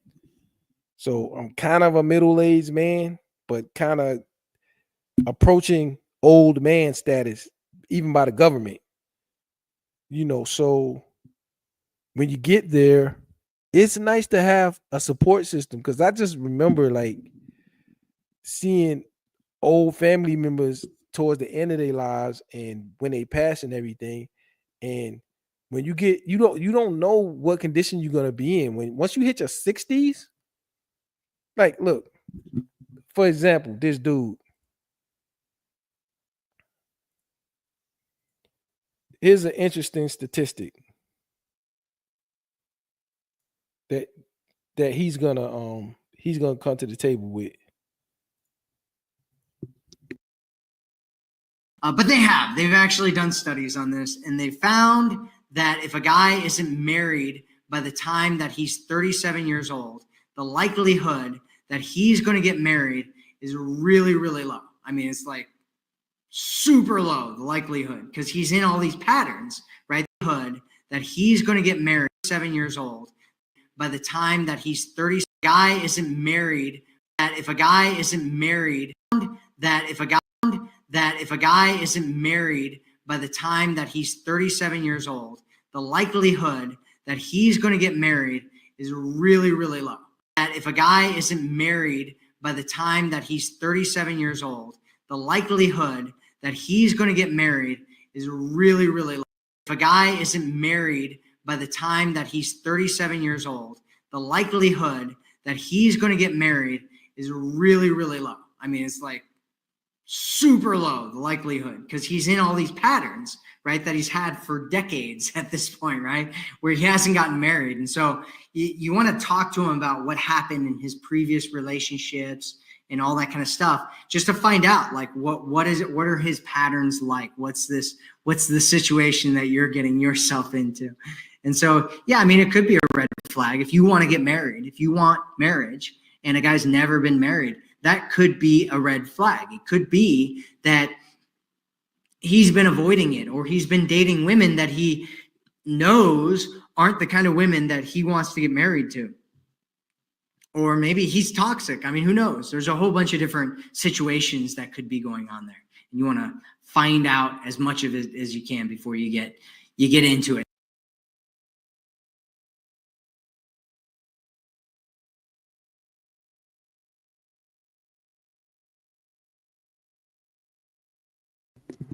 Yeah. So if you're not married, there's studies. He was quoting some studies, or he was saying there's studies that exist that if a man isn't married by the time he's 37, so I can see that. So from the time I was in my 40s, really my late 30s, when I think about marriage, I mean, I always thought about marriage, but it was like something I always put something else in front of it. And like, really, I'm talking to the guys in their 30s and really their 40s.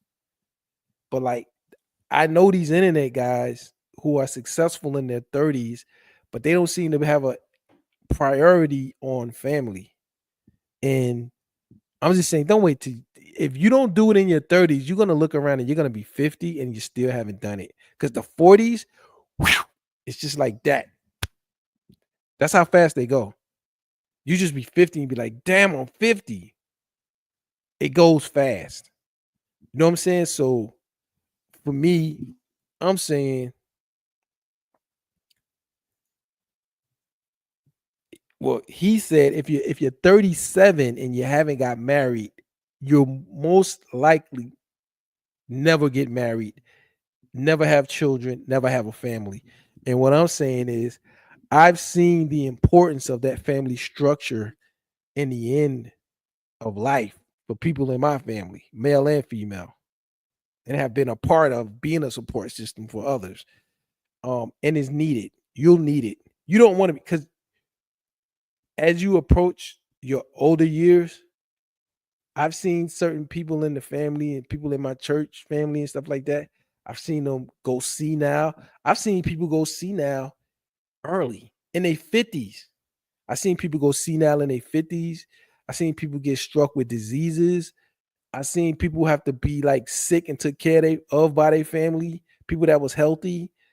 There's a lot of things that can happen as you age, and a family support system will probably be the most valuable thing that you can have. Because you can have money, but if you don't have the mental faculties to use your money to take care of you, then you're going to be extremely vulnerable. I don't even know what's going to happen to you. You don't have children, you don't have a wife, you don't have trusted family members. Like, I was doing my trust. I went and did my trust, and they started asking a lot of questions. And I realized, like, I don't have anybody I really trust. Nobody. I don't have nobody that I could really, like, if I could come incapacitated, they ask you all that stuff. I don't know, because I haven't formed my family. And as a man, I do think that that's the most important thing that you need to do for your life, is to create your family. It's gonna be the most important thing for you and your long-term, benefit. And I put it off, but like when I was in my 30s, I just wasn't financially in a place of stability to where I felt comfortable having a family. Then when I got in my 40s and I got able to do that, then I got to the point that where I want to enjoy myself for a little while. I finally got me some money. I can do this, I can do that, and I can have some women again, and I can, everything I missed out on in my 30s, I kind of got it in my 40s. I was taking trips, I was having women.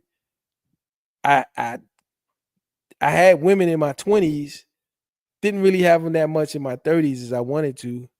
So when I got myself in position, okay, my 40s, let me give me some women, let me have for fun, not for nothing serious. And then I creeped up in my 50s, and I'm like looking around, and I'm like, damn, I need a structure, because I see the wall coming. I see that, I see old man around the corner. Old man hybrid is right around the corner. See what I'm saying? So I wish I had got this done in my early 40s. That way, if I wanted kids, I might have had like a 10-year-old kid right now, maybe a 7-year-old.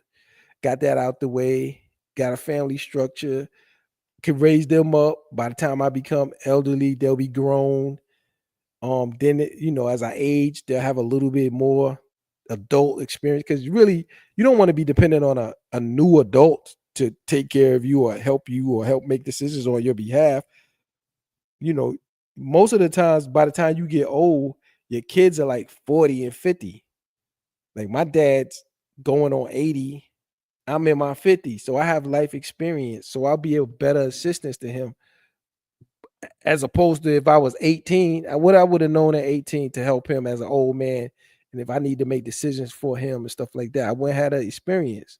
So I'm saying, so you want to, but if I marry my girl, she's young, but by that time she'll be more of a mature woman. She can help me and make me so. But if you just gonna ride out by yourself, you just don't know. But when some people's decline is good. Some people like walk out in the backyard one day, keel over, and they dead. But a lot of times, like my cousin that worked with me, his father passed. It was a process. And now his pops passed, but his pops needed him for a good minute on the way out. Now his mom's is old, in her 90s, and she going through, dementia and memory loss and diminished faculties, diminished physical capabilities. And so she has a support system of children that assist her. They rotate in and out and take care of her and arrange for nurses. And you need all of that when you get old. So I couldn't imagine being without a support structure when I come to that point in my life. Like my cousin's mom, and even my grandma couldn't make decisions for themselves. So the family structure becomes vital. Because if you don't, I don't know what happens if you come to a situation where you don't know. You probably end up with the state, somebody you don't know or don't trust, controlling your funds, stick you in a facility somewhere where they just sticking you with shit and feeding you pills and all kind of bullshit. Some people, go to an old folks home with some people that ain't got nobody. It's fucked up. I don't want to go out like that. I want some people that I could trust. So people talk about the right now, and they act like the right now. I mean, you got to think to the future, man. So for me, I feel like I'm playing catch up. I still feel like it's a good time for me because even though I'm older, I'm in good shape, I'm in good health and everything, but you know, that old man is right around the corner for me. Now, some people in their 20s, hey, still young. This is a good time to hear this message. Really, I wish somebody would have, broke it down like this for me when I was in my 20s. I could have planned differently. You in your 30s, like, yo, you at prime time, especially if you have a level of success that you're comfortable with. You in your 40s, all right, now you kind of, need to make a move now. Don't waste this time because you need to do it now. You know what I mean? So having that family, having a structure around you is kind of like, I would say it's I don't know, it's imperative. It's imperative that you form your structure because one day you ain't gonna be able to help you. Lord Hybrid is right. So it's a thought. Hold on, let me see. So if you over 37, you're probably never gonna get married, and you may never have a family, according to studies. But if you focus on it, you can still have it. So you should focus on it. Now,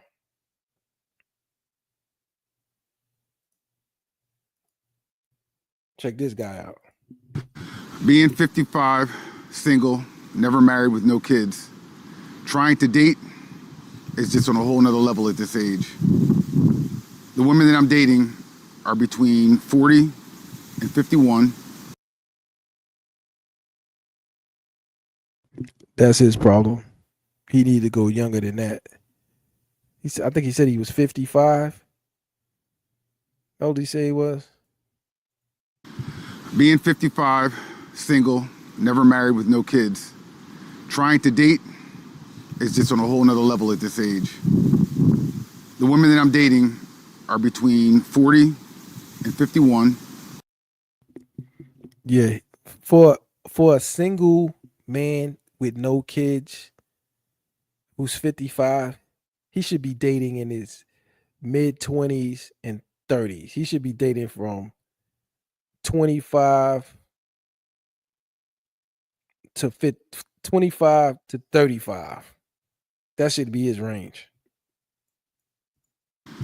Being 55, single, never married with no kids, trying to date is just on a whole nother level at this age. The women that I'm dating are between 40 and 51. They all have children, and the ages are between 6 and 16. And every single one of them has specifically told me they haven't had sex in months to years.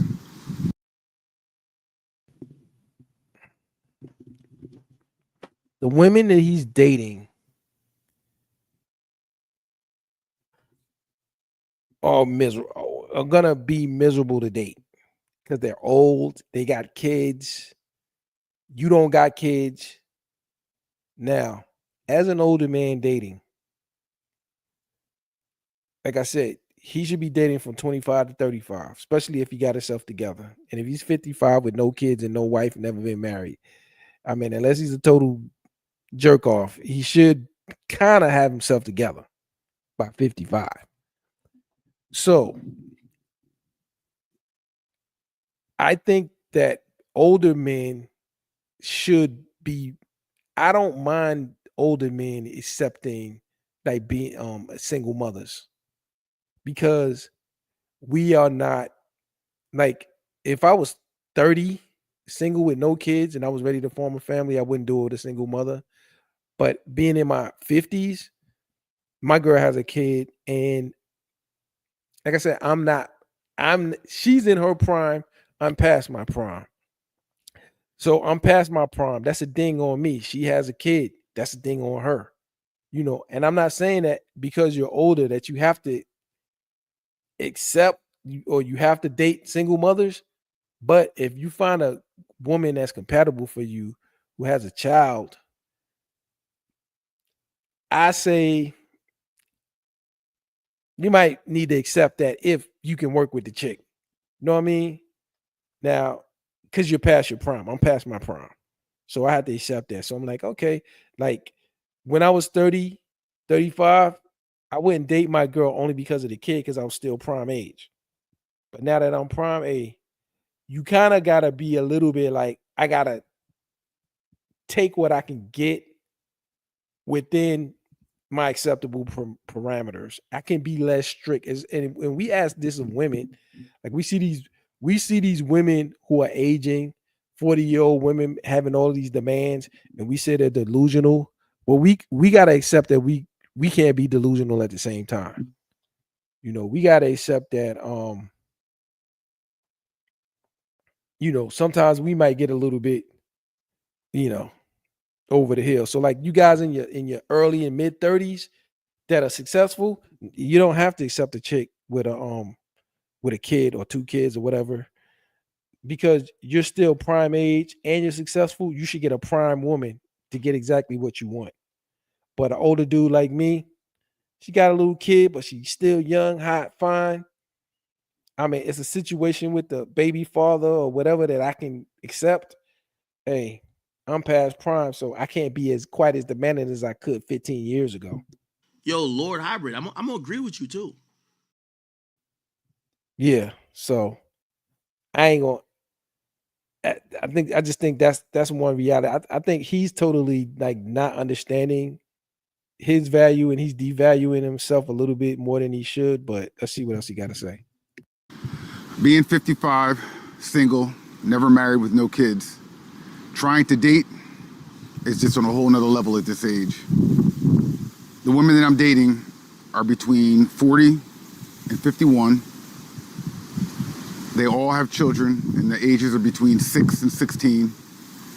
And every single one of them has specifically told me they haven't had sex in months to years. I think the longest one said 2.5 years, the shortest one said a few months. But they're all between that time. And after 2 to 3 dates, 2 to 4 dates, that's exactly what they're looking for. Now, mind you, back in my 40s, I would have loved that. And that's why, you know, I had no problem with that back in my 40s, but I'm 55 now, and I'd like to settle down. You know, just spend the last few years of my life with somebody, you know, maybe get a place on the lake and just have company. But I'm starting to realize that's not even going to be possible. These women won't be really ready to settle down until they're in their 50s. By then, I'll be in my 60s. And by then, I'm just not going to be interested anymore. I'm going to be 65 years old. I'm not going to worry about spending my last whatever I have left with somebody. So if you're out here at this age and your experience is different, let me know. But that's what I've experienced. And I'm telling you, these are Eastern European women, Black American women, white American women, and Hispanic women. And I already said the age ranges. That's what I'm encountering. They do say eventually that they want long-term relationships, but right now they're just trying to have fun.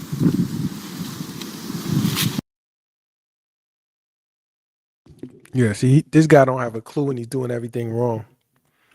And he's saying by the time I'm 65, I just want to be by myself. Nigga, by the time you're 65, you might need some help, bruh. Not saying you will, because you might not, but you could.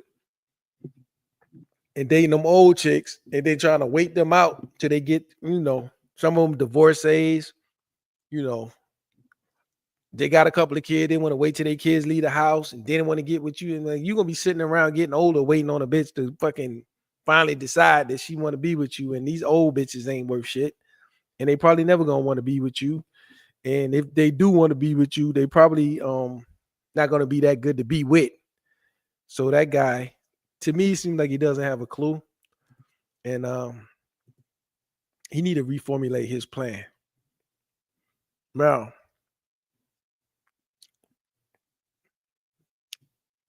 you got people out here like Coach Greg. When the guy comes home, he might be fatigued because he's doing physical work.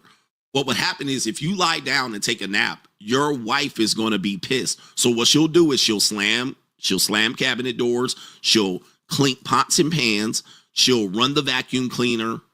She'll do everything. She'll stop around the house and so forth and so on. This is her being dismissive of you taking a nap. So she'll interrupt the nap. She'll put the kids on your lap. You'll be sitting like this. And she'll put the kids on your lap. I remember one time my daughter, when she was a baby, she used to hit me. She used to punch me on the face if I was sleeping because they think you're playing with them. So they'll get up in your face and you sleep on the couch. And then the kids will think you're playing and they'll hit you with a toy right square in your face. Anybody ever had that happen? Because they think you're playing with them. So they're like, I'm gonna hit you so you wake up. Yep, they'll do this shit. They'll walk outside and ring the doorbell. Okay, so they'll ask it. So it's what happens. This is what she's explaining, just so you guys know. That he wants to come home and take a nap, and she says, no, you're not taking a nap. She basically telling him, you're not taking a nap. Why? Because I don't get to take a nap. Okay, my question is, well, when I do stuff, does that mean you have to do stuff?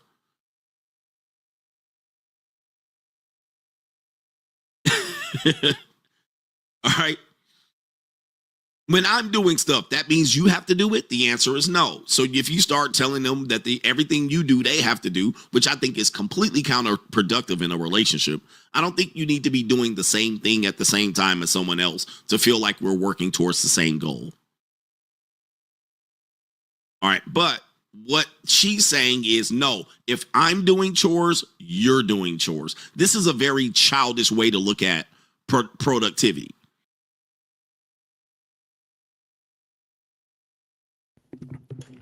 One thing I like about Coach Greg is that he's been married in a marriage with children. So he has a lot of insight about inside the marriage with the children. But one thing that I don't like is that I see Coach Greg as a divorce rager. And so he has such negativity against marriage and family because he failed at it. And I think that's unfair to younger men who've never been married. And they don't talk about the realities of the full circle of life. When you're in your 20s and really even your 30s, the last thing you're thinking about is your 60s, 70s, and 80s. But if you don't die, they coming, right? And so what I don't like about, or what I find disingenuous about his message, and the weakness, should I say, in his message is he has 2 children. So he will have, by the time he turns 70 and 80, they'll be in their 40s, 50s. You know what I'm saying? His kids. He'll have somebody to look out for him. But he's discouraging these younger people against marriage. Then when they get old, who they gonna have to look out for them? I'm telling you.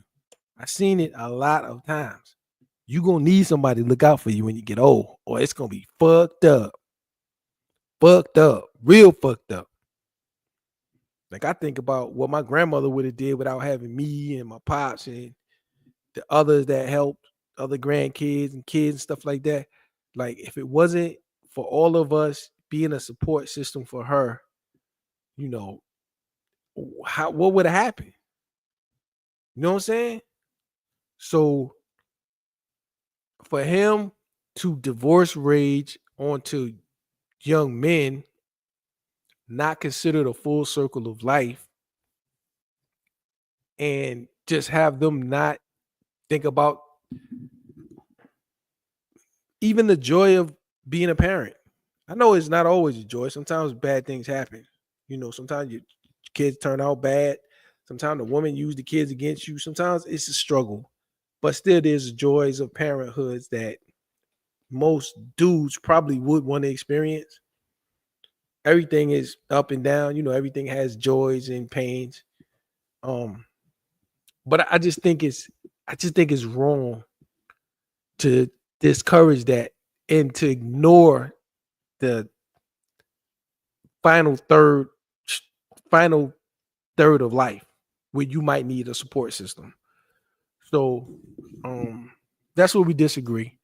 And I don't like that aspect of him. Like I say, I agree with a lot of his content, but I disagree. I just don't think it's fair to young men to just not explain that aspect of life to them.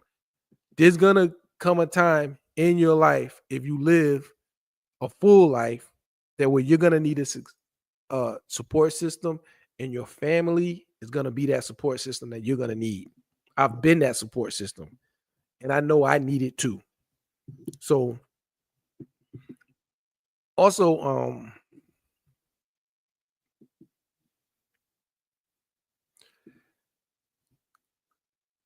it's a lot of different nuances in terms of men.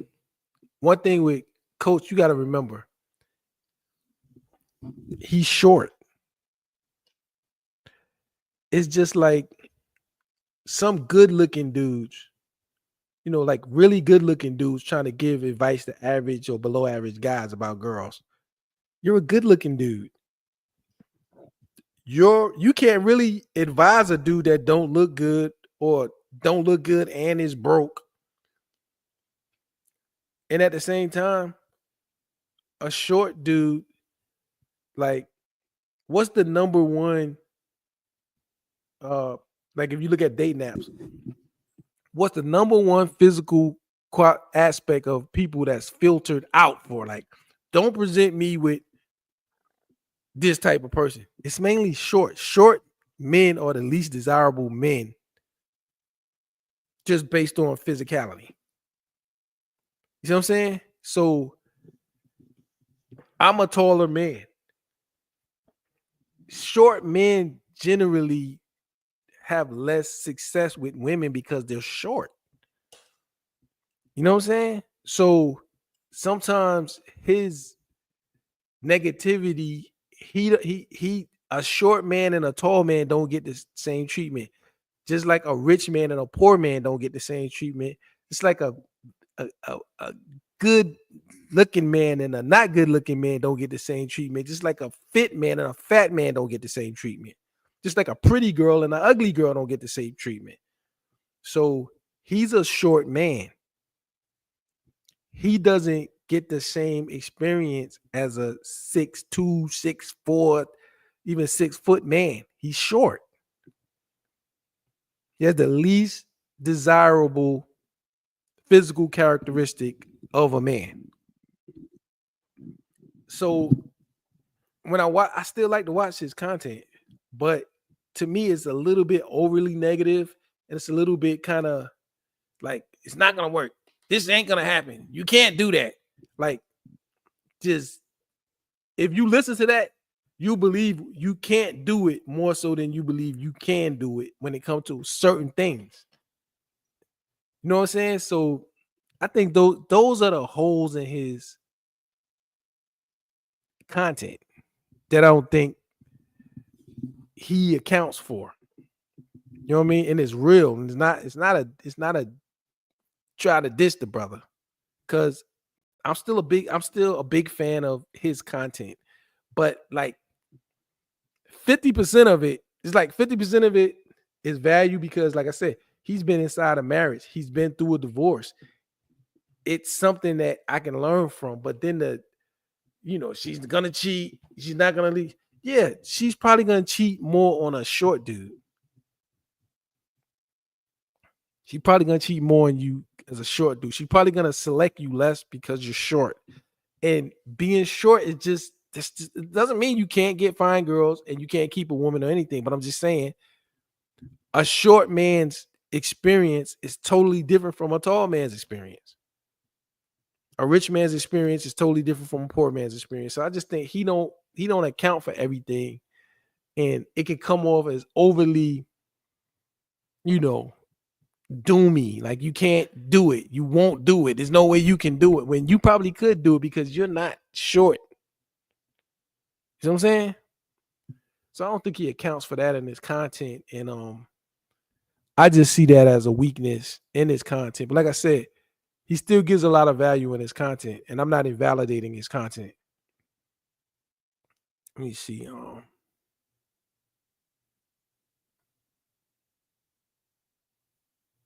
See what this guy's saying.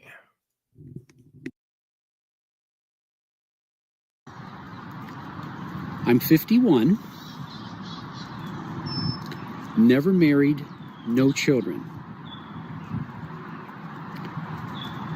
And I know there's a lot of people out there like me that get asked why you're not married, why didn't you get married? You're a good-looking guy, you've got a lot of good things going for you. I'm surprised some girl hasn't just snatched you up there, Jim.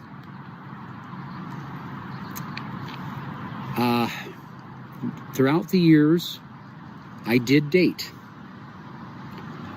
And I always thought that I would be married and have children. I planned for it. I grew up in church, Christian church. And so I had those values growing up. And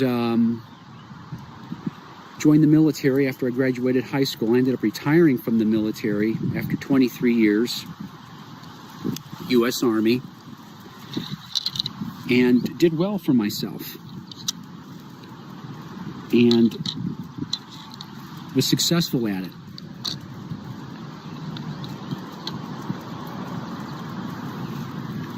And like I said, I've dated throughout the years.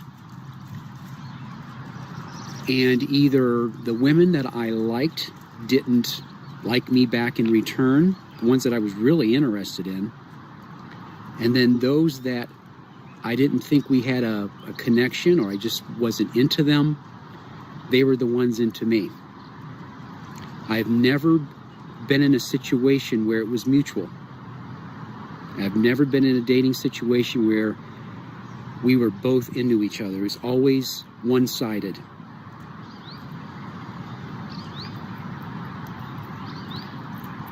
And not only that, watching YouTube, I came across the red pill content. Some of you are familiar with it, where you have content creators sharing about the nature of women and what they respond to, what they're attracted to, what their natural state is. That is something that I did not know years ago. And here I am, 51 years old, wishing that I had learned about the nature of women 30 years ago.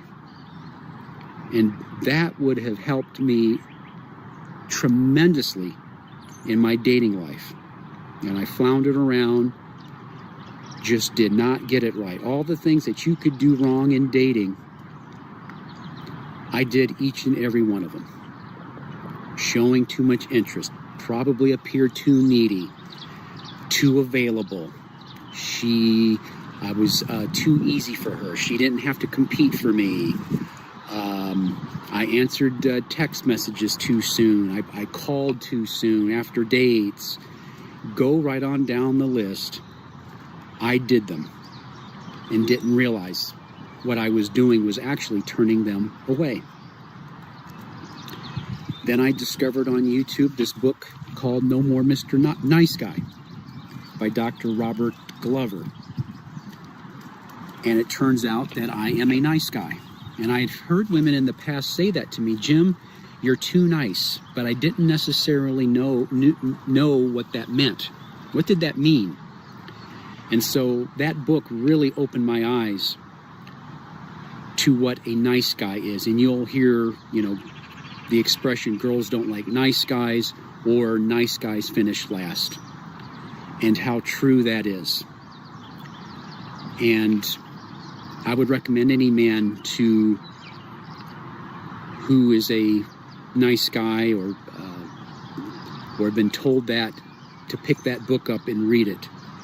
And when I read that book, it was looking at myself in the mirror. And so that, being a nice guy, not knowing about women nature, is definitely some of the reasons why I was not successful in my love life, never got married, was not able to get married, and didn't have children. And like I said, I prepared for it. In the military, I prepared for it financially. I thought about my wife and I's house. I put down that put money away, started investing in mutual funds, and thought, let's go ahead and start saving for that 20% down payment for a mortgage. I thought about our future kids. I figured I'd have at least 2 kids, put money away in mutual funds for that. And then our retirement into a Roth IRA, and been maxing that out ever since. And so and I still have that money invested, so that, with my military pension, I can live comfortably without having to work. And I have worked by choice. But right now, I'm not doing anything right now. I'm currently at a park, just enjoying myself here in Ohio. The weather's nice, 65 degrees right now, comfortable.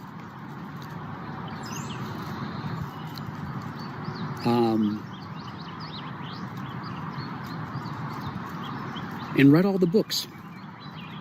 The 5 Love Languages, The Men Are From Mars, Women From Venus, the dating books. Some of them were Christian-based, some of them were not, and consumed those books. I would listen to Christian radio back in the day when I was going to and from work in the Army.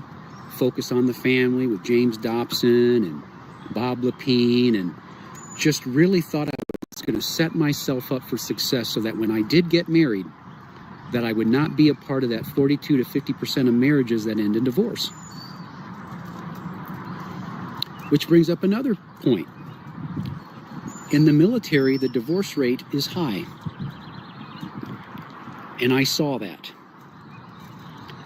And I saw how men got ruined and struggled in divorce, losing assets, a home, living in their car, or living in their buddy's basement until they could get themselves back on their feet again. And here's the thing. In the 23 years I was in the military, not one of my Army buddies told me, Jim, you should get married. What did I routinely hear? Jim, don't do it. It's a trap. How often I wish, Jim, I was still single. Oh man, Jim, I miss my single life. Your time is your time. I admire you. Smart man, and the list goes on. And even I've had women tell me this too. Things like, well, Jim, marriage is not what it's cracked up to be. If you don't plan on having kids, stay single. And even sharing with me details about intimacy. And, Jim, once you get married, she's going to stop doing certain things. And, those things are going to stop, right? And so they were even straightforward with me, women. And so I think for a time there, I was not looking all that hard. I was looking but not looking, and I focused on my military career. School, I was able to earn a bachelor's degree, master's degree in the military. I traveled.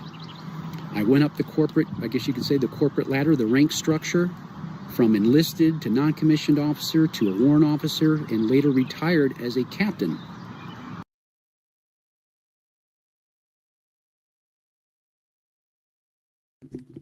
Yeah, so that's a 51-year-old man, no wife, no kids, no girlfriend, no prospects.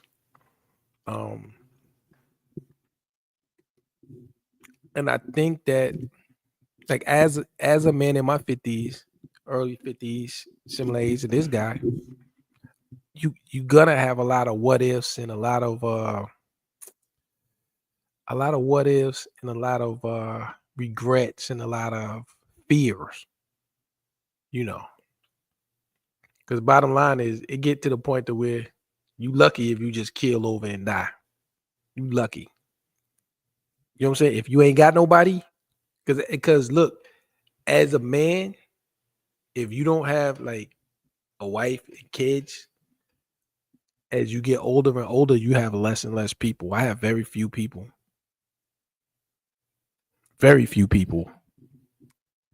And that's why I really like them dudes in their 30s. They in a prime age to just go ahead and make something. You know, if you got money, just make a deal.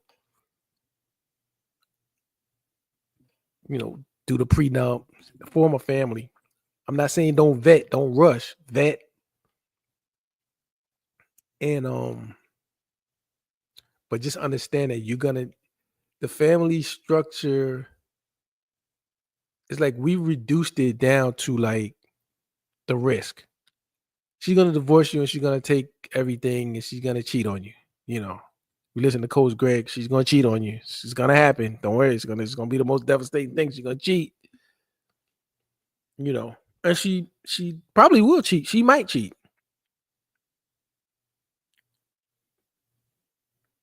But there's an old man around the corner. You're gonna be looking at him in the mirror. And you're going to need a support structure eventually, if God blesses you with a long life. And so that's the most important thing. You should have children. You should have a family. Now, for me, one thing about when you get over 40 and you get set in your ways and used to living by yourself and having your space and having your own time, I know if I get married, it's probably going to take me 2 years just to get used to being married, just to be in a situation where I gotta always be available to this person. I have to always consider this person. I'm not even talking about the kid. I'm talking about the wife. I always gotta, she's like a dependent that I can't get rid of. That's, I guess technically you could, but if you really accept it as family, you can't get rid of her. She's a dependent in a lot of ways. She's always going to have access to you, and just changing your own mentality from your set in your ways self is going to be hard. Like I said, it'll take me 2 years to get used to being married. I know it's going to take me at least 2 years, but I know I'm going to need my family structure as I age. And that's the more important aspect of it. So, it's just something that I hope brothers think about. Divorce isn't the worst thing in the world. Your wife cheating on you ain't the worst thing in the world. Your wife cheating on you is not something that you can't absolutely get past. And a family structure is something that you're gonna need as you age.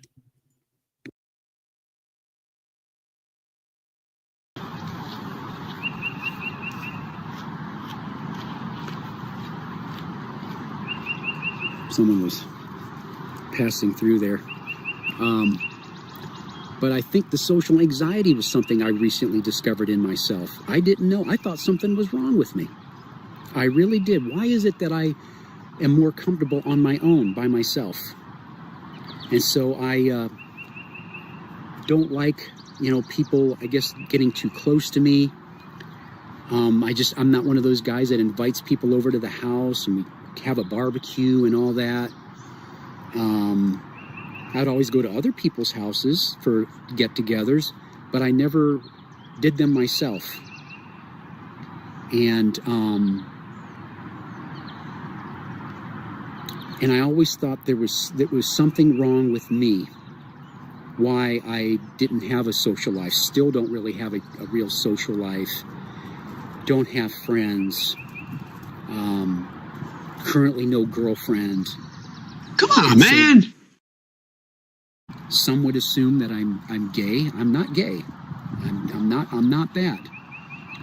And no, I like women just like, the next guy. So it's not that at all. And so, yeah, you do feel lonely. You do have needs that go unmet. And so, and then you want to get into a relationship in the U.S., but then you realize the way the divorce rates are, the way the system is set up, it makes you want to take a step back and say, you know what? I may get into a relationship in the U.S., but I'm sure as heck not going to get married. Is it too late for me? No. And I've been watching content creators living abroad in Southeast Asia and other places around the world that have left the U.S. They're expats and have found success in dating. They've got folks that are in the Philippines and finding what they say more fit, feminine, and friendly women in those cultures. They're more traditional in some of these places, unlike here in the United States with the high feminism, and a lot of women are masculine, and just the obesity. And I know personally I don't like all the tattoos. I don't like nose rings and purple pink hair, and I'm just not attracted to that. And you see a lot of it here in the U.S. and single moms, a lot of single mothers. And so it just makes the dating scene in the United States a challenge. And so I've been contemplating doing the expat thing, maybe even part-time, and still keep an open mind, and maybe I could go to the Philippines or Malaysia. I qualify for a retirement visa with my age, income. I've done the research on it. I most certainly could go live in Malaysia, Thailand, Philippines, on a retirement visa. And go in there and explore, take my time, get to know somebody. And if somebody I really, really, truly, genuinely connected with, she was younger than me, young enough to have children, maybe I would give it a go. I don't know if I'd get married, maybe, but I definitely would consider a long-term relationship and kids of my own, maybe. But then I struggle, well, Jim, you're 51 years old, maybe it's a little too late for that. Maybe just have a relationship with no kids, and because you'll hear, man, I can't imagine being 51 years old and having kids and all this and that, and I get that. It would be a lot for me to sign up for, and the financial increase and all of that to do that. But we'll see. I still keep an open mind. That's the nice thing about us men, is we can postpone that, unlike women who have that time frame to have children. We can still make babies late in life, as long as the woman's young enough to have them. So anyway, that's all I really wanted to share. First YouTube video, get me started. Stay the fuck away from these hoes, the dumb motherfuckers. Like, god damn. Shout out, big respect to Taliban. They just kicked all the Afghan women out of the colleges and workforce. They may have just saved the family. What the fuck? Yo, what the fuck? This nigga wildin', bro. Lord Hybrid. Yo, this nigga, bro. Raiden. God of Thunder. Taliban. Yo, y'all got no chill in the chat, man. And my daughters, you know what they're being taught to be? Wives and mothers. Oh, you want to be ignorant. No, college is what makes you stupid. when trying to be a man goes wrong? Hard. You're hard. Get the fuck out my face with that bullshit. No. Stop it. What the fuck you do that for?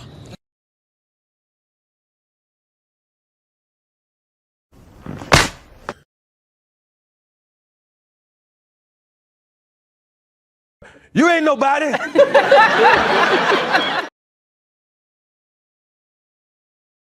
What the fuck you know about what I need on my mind, motherfucker?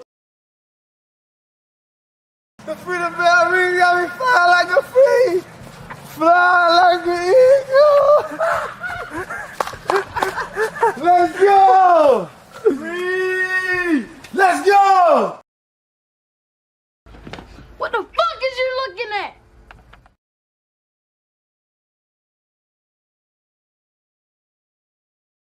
I told you this, nigga. We are better than you niggas.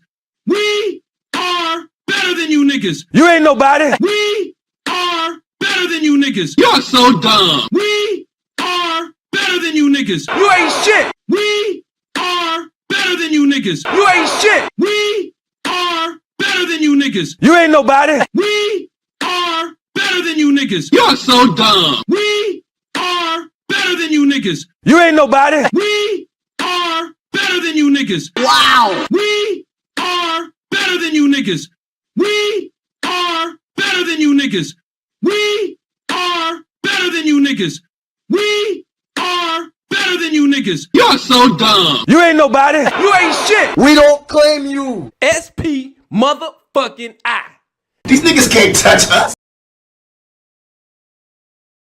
Because I told you last night don't be fucking smoking if you ain't got my fucking money. I told you that shit last night, right? If you ain't got my money. Ain't nobody slinging no dick in here but Big Daddy, because he the only one paying bills. Right. Suck a dog dick, nigga. Fuck you, nigga.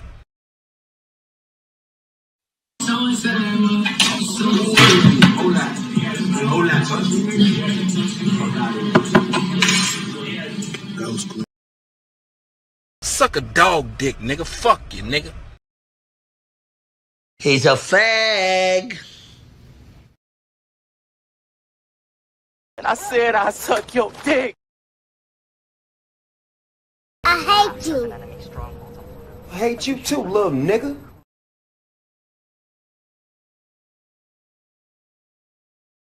Royalty, the Lord and the Emperor. Yo, bitch, you done already got taken advantage of. We been pimping her. I been renting, stimping her, busting on her.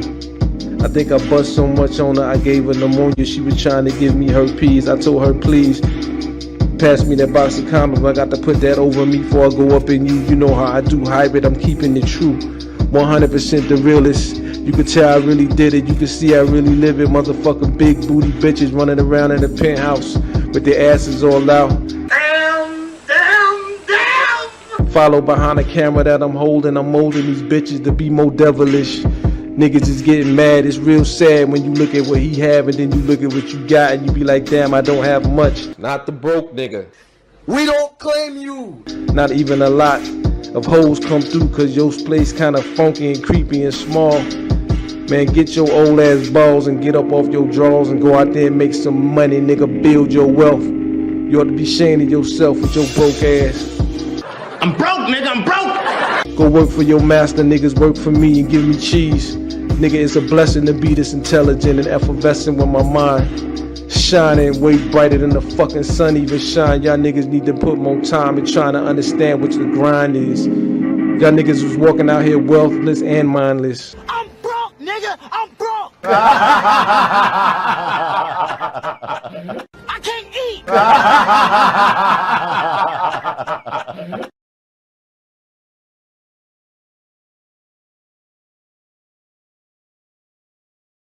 Come on, I got a present for you. Suck it! Suck it, nigga!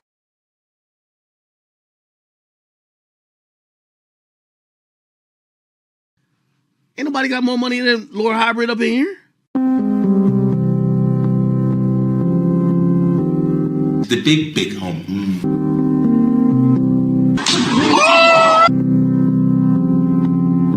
Thank you, Lord Hybrid.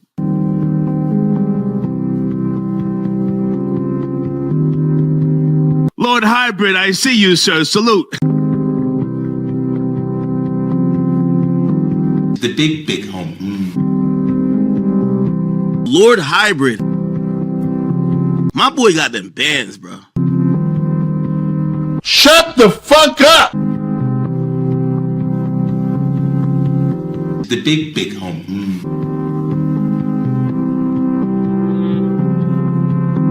Thank you, Lord Hybrid.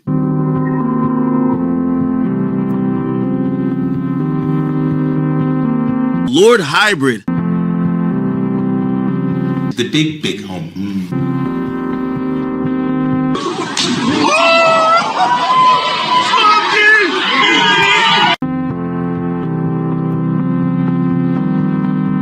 Thank you, Lord Hybrid.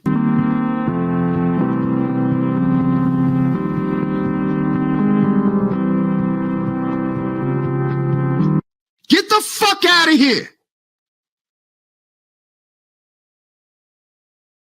But if you believe in God, believe in SP motherfucking I. Believe in that, for real. I told you this, nigga. In business, the goal is for you to become independent and be the boss, take the responsibility, and also get the profit. I ain't got no motherfucking boss. SP motherfucking I. The way to make $1 million, first and foremost, is to make it in your mind. I told you this, nigga, 2 years ago, you was gonna get left.